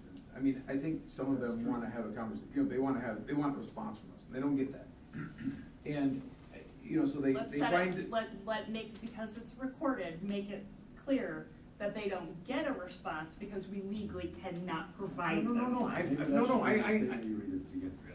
understand, no, I understand that. No, What- I have been advised to make sure we are setting the record very, No, very and clear. we to say our that at the training. beginning, you know, I mean, you know, but I just think some people find that disheartening that it's a soliloquy instead of a conversation. And again, pushing it back, I would just make our teachers wait and stay, and I would just keep it at the beginning. And I don't care what you do as far as when they turn in, whatever works best for Celeste, so she gets everything accurate, fine, you know, but I would keep it at the beginning, I would. I would just say too, there are a lot of ways that our community can have an audience with the board. We get lots of emails, and so if someone didn't want to come and speak publicly, they send emails to the board. But that should also be a soliloquy as well, because we should be at least giving them advice, you know what I mean? Yep. So, I mean, the only exception to that would be if you got, you know, a bunch of fourth graders come in and show us their robots, yeah, put that ahead of, you know, the public comments. You know, I mean, you can have some discern when you're looking at the agenda and say, yeah, okay, public comment's not gonna be the very first thing. We're gonna do this presentation and this one, but it's gonna be, you know, in the first half. And that's where I wanna bring up the point though too, where the unpredictability of not having them present their form ahead of time gives us no way to know. We had a full audience, but we only had 6 people come forward. So we have no way of predicting, ooh, should we move it to the end so that the fourth graders can present the robots? Or, no, we're totally fine. We only have 6 people coming forward. We can. No, but I mean, you keep have it your right. agenda, what I meant is like, you have your agenda ahead of time, you know the fourth graders are coming, and, maybe there is, I don't know, some, I don't know, I don't know what an example would be, but just some talk that you wanna get out of the way, some presentation you wanna get out of the way for whatever reason, but, you know, but I think if the public's gonna come talk, I mean, they'd be fine waiting, you know, 20 minutes, half an hour to speak, but like I said, I just don't think we're gonna do the end, and I would agree with, if you're gonna do, I think they should be here at the beginning, expecting to speak kind of early, you know, maybe they'd understand that they're gonna go behind the fourth graders, you know, but, I don't know, I would probably do that. I mean, I have to say, you're right, the unpredictability is not great. It doesn't say how they have to notify the secretary, right? So we could even just have like a sign up or an email, like we could have a couple of different ways that they could do that, so that if they're running late, we can know ahead of time, just so that we have an idea of what we're looking at. I think that would help us to know if, I mean,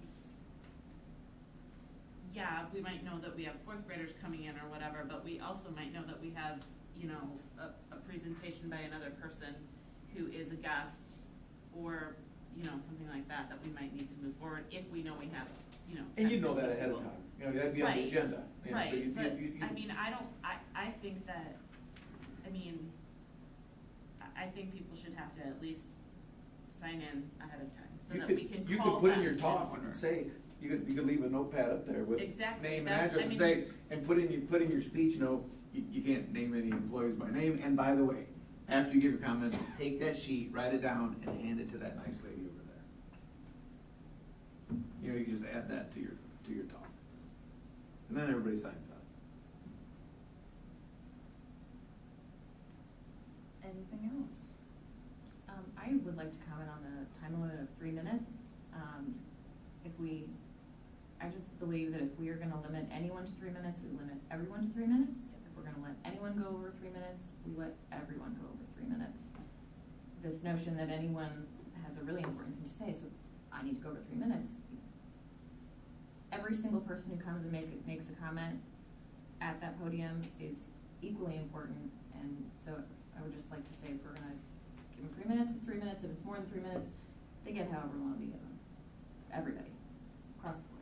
Yeah, and I would look back at tonight, I don't know if anybody, it seems people like, tonight, I feel like people finish their thoughts or their sentences, I'm not saying it's, and you know, I look back on one meeting that I was presiding over, and I let a lot of people go over that. Yes, and that's right, so if we're gonna let anybody go over 3 minutes, then we should allow everyone to go over 3 minutes. If we're gonna come up with 3 minutes, everyone gets to come up with 3 minutes. Well, and that's I would just have to agree with that. I fairness. think my whole thing, and because I was one of the people who asked to bring this forward, is that we have a policy and we're not necessarily adhering to our own policy. And if we can't say we're adhering to our policy over this, how are we gonna say that's policy, we have to adhere to it over any other policy that anyone has a problem with? If we're not gonna adhere to this one, why would we adhere to any of them? And so, This is I busy think leeway for 3 minutes. you The hear the 3 minute is- timer, that's fine, and you but- finish your sentence. and I, is yeah, I with think the that's standard fine, of but I policy, also right. think if we're gonna have that, they have to notify the board secretary prior to the meeting in our policy, we have to adhere to that. Because if we can't adhere to this policy, we can't stand in front of anyone else and say, this is our policy, we're adhering to this policy. We have to adhere to all the policy or none of the policy. That's all there is to it. So So we we're either either need to gonna, change we the either need to policy change the or policy or change the stick to practice. it. Yeah, and I don't think, it doesn't say 24 hours ahead, half an hour ahead, 5 minutes ahead, it says ahead. Means you need to be at the meeting when it starts. And that could be ahead of when you're speaking, so walk over and hand the page Yeah, prior to the board to meeting. Celeste.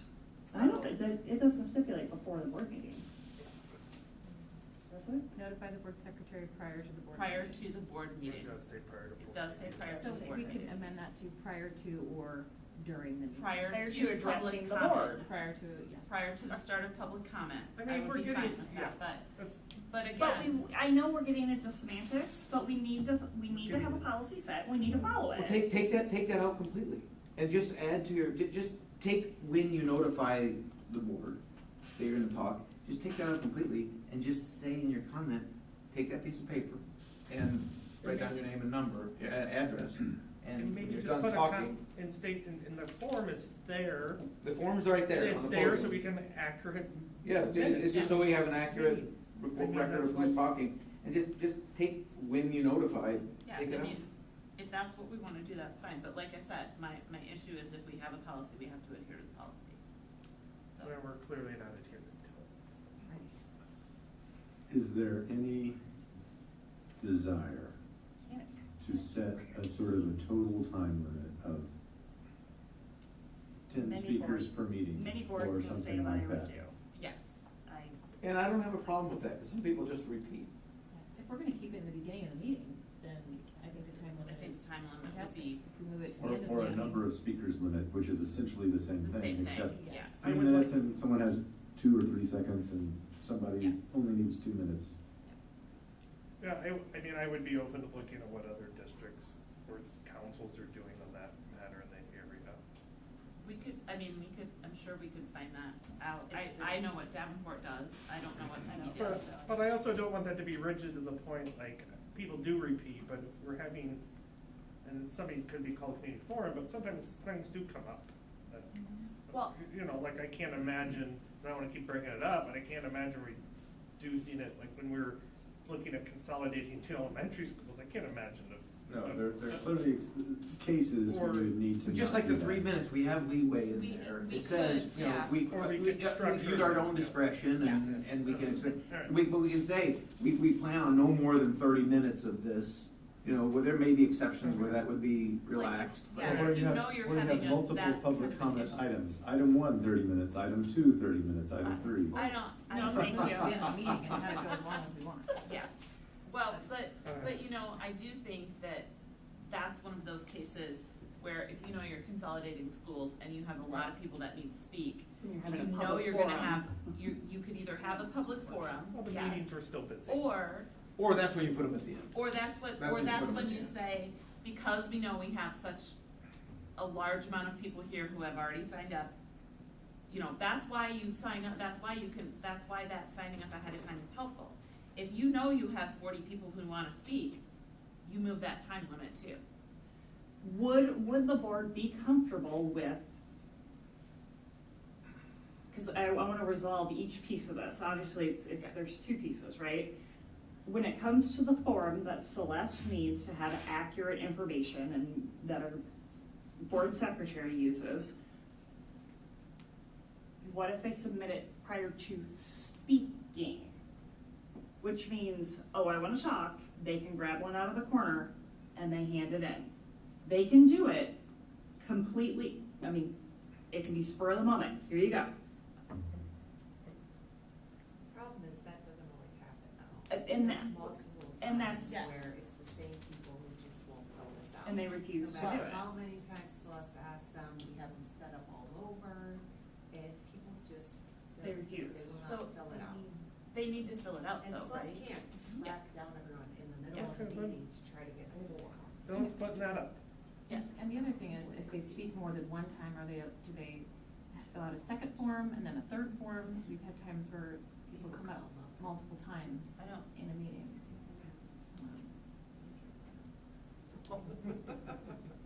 Multiple times in a meeting. Yes. You know, like, with that one meeting, there was people who came up to add a couple of things. He got a little loosey-goosey with it, we'll just put it that way. And then I face the repercussions, Oh, because the I was people the come big up. I bad just wolf didn't think on it that was one. worth the So maybe we conflict just at put the it time. in the policy. I would just take it out of your policy and just say, fill it out and, you know. We just need it turned. yeah. Is it really, okay. And say, Is if it you don't really fill, and if that you don't fill this out, difficult? your comments will not be No, included in our minutes. Now I actually am gonna push back, because we expect our students to come prepared to school every single day. They are expected to have their Chromebook They're also charged. supposed- They are expected to have all of their materials. Why are we not expecting the exact same thing from their parents and the community members? If we, Come prepared. Fill out your form, hand it in ahead of time, and I will call on you to come up and speak. I do not think we are asking such an unreasonable task of these people, and we're making it excuses for them like they're invalids that can't handle this. They can fill out a form well, ahead of time we also and be expect our, called on to speak at a podium. I Yeah. see it happen every day in other districts. We we can do also that. expect our students to follow our expectations and our rules. Okay, if it's, you need to be in your seat by the time the bell rings, we expect our students to be in the seat by the time the bell rings, right? But God We're forbid asking they our- miss we're public asking comment and our- I don't back up a We're meeting for them asking to do our it. public to follow our expectations. I mean, if this is what our expectations are in our board policy, then we need to follow our expectations, because we aren't being good stewards if we aren't enforcing those expectations. Just like you wouldn't want a teacher who says, well, you don't have to follow the rules today, and then everything goes crazy. We 100%. have to, I mean, that's just one of the things, like I said, this is partially on us, I would say, because we haven't been following this policy. I don't know how long this policy has been like this, but I know that when I came and started speaking at board meetings well before I was ever considering being on the board, I was shocked that I could go up, that I didn't have to fill that paper out and hand it in before the meeting. In fact, I was looking for them and couldn't find them.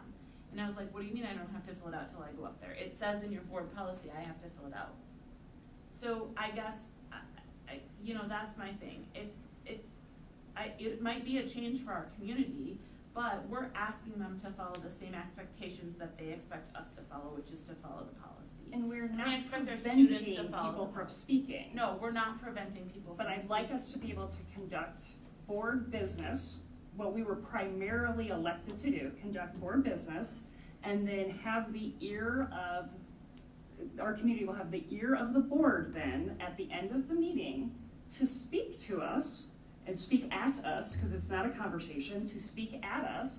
We can hear everything that they have to say and then wrap up our meeting and go home. I just don't think that this is such a, I feel like there's a few personalities in the room that feel like, oh, you guys are doing this so you're hiding information. It's so gross that that's the point that we're at. This is not about limiting our community. This is not about keeping them quiet.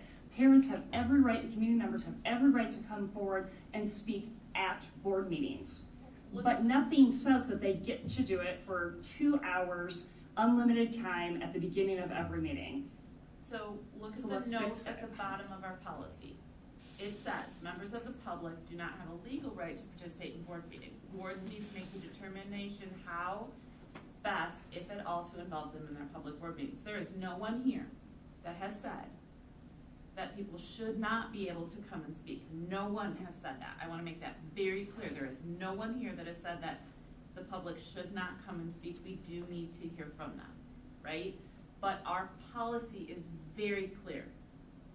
It's very clear. We need to follow our policy. We can't expect our public to if we can't follow it, we can't expect our public to understand why we would follow any other policy. We expect our students to follow our policies, and we should expect our public to follow our policies, and we should expect ourselves to follow. I don't think there's been any disagreement in this board that the policy should reflect practice. I would say that no matter what it is. I'd be fine, but, and this is just a discussion, it's not an action item.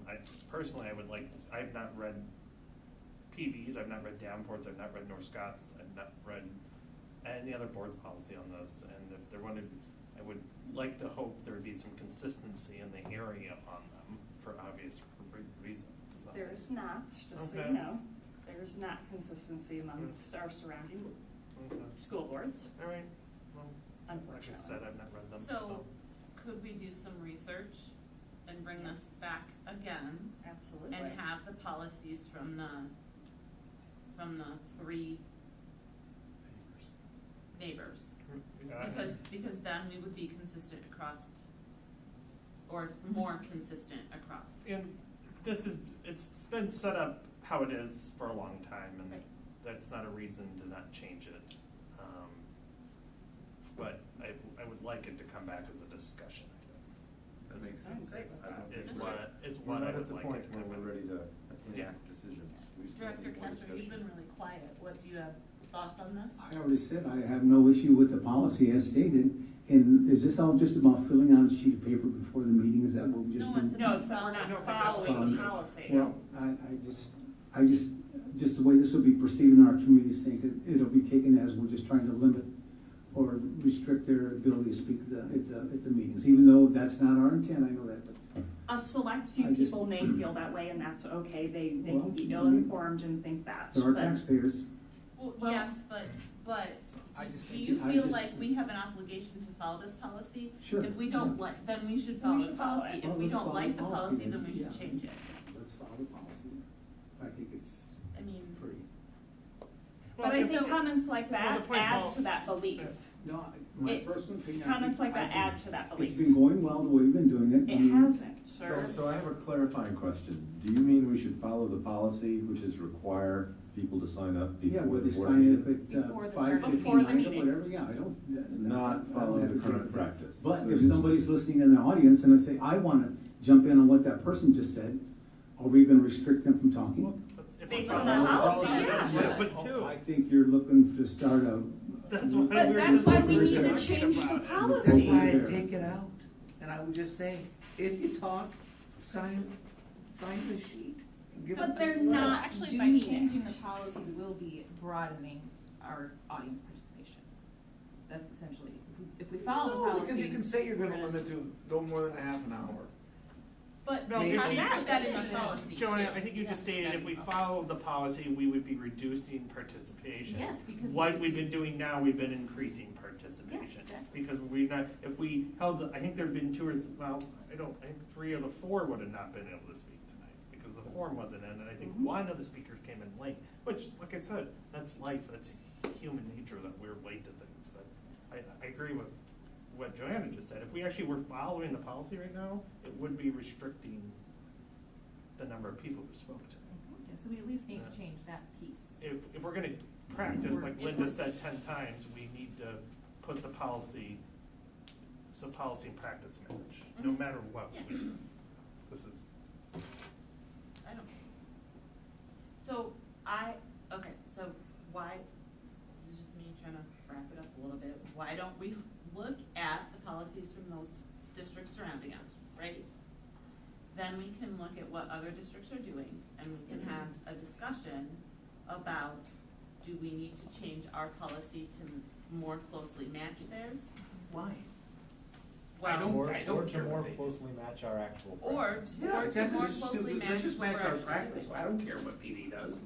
So then our next Well, you're not- meeting, do we follow the policy, or Right. do we not follow the I policy? mean, come on. No, just change the policy, just reword it a little But bit. we- I mean, I'm not gonna just out We have to of the do it blue in next 2 time. weeks be like, you're not talking after we've been.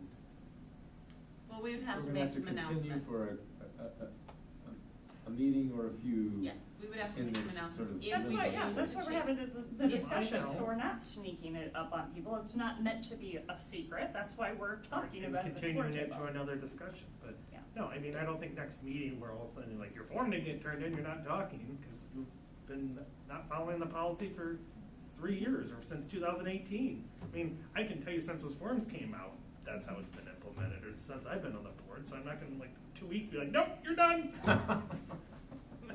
It's just, I don't know. Just- I think we've probably done about as much as we can in this discussion tonight. We'll bring it forward again. So next time we'll continue not following the policy. Just wanna make it clear, I right? believe that was, Okay. the decision made right now is that we will continue to not Really- follow really the Nothing learn wrong with policy. that, I'm just saying. We at that's- least Fix got the that problem. decided. That's why I would just make the policy reflect what we do. But That's why? one Just because perspective. we've always done it? I wouldn't say that it's actually the most conducive to conducting board business, which is our primary responsibility. So let's make sure we conduct board business first. Then we do our secondary responsibility of listening to our community and letting them speak at us. And then we go on our merry way. And I can't hear the excuses that, well, what if they're busy? I'm busy every day and I'm expected to come prepared. You're busy every day.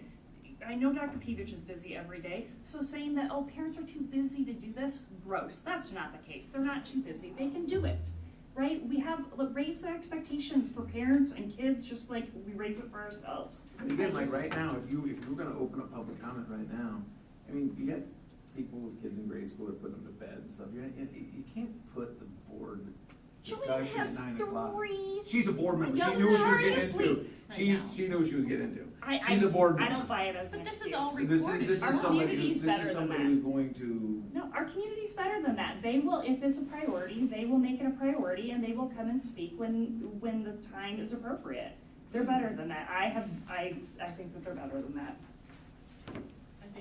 I think our community lives up to the expectations we set and expect from them, just like our students do. I'm But- open to some other options, I'm just not sold on it. I get it, and I understand, because I don't know that it would be an easy change for our community. I'm not gonna say that it would be an easy change, because if it's the way it's always been done, it's the way it's always been done, but just because. Waiting for me. Change is hard. Change is hard. It's hard. So I want to clarify the expectation. I should Yeah. see Go that. ahead, Dr. I'm gonna Morris, check clarify. myself for understanding.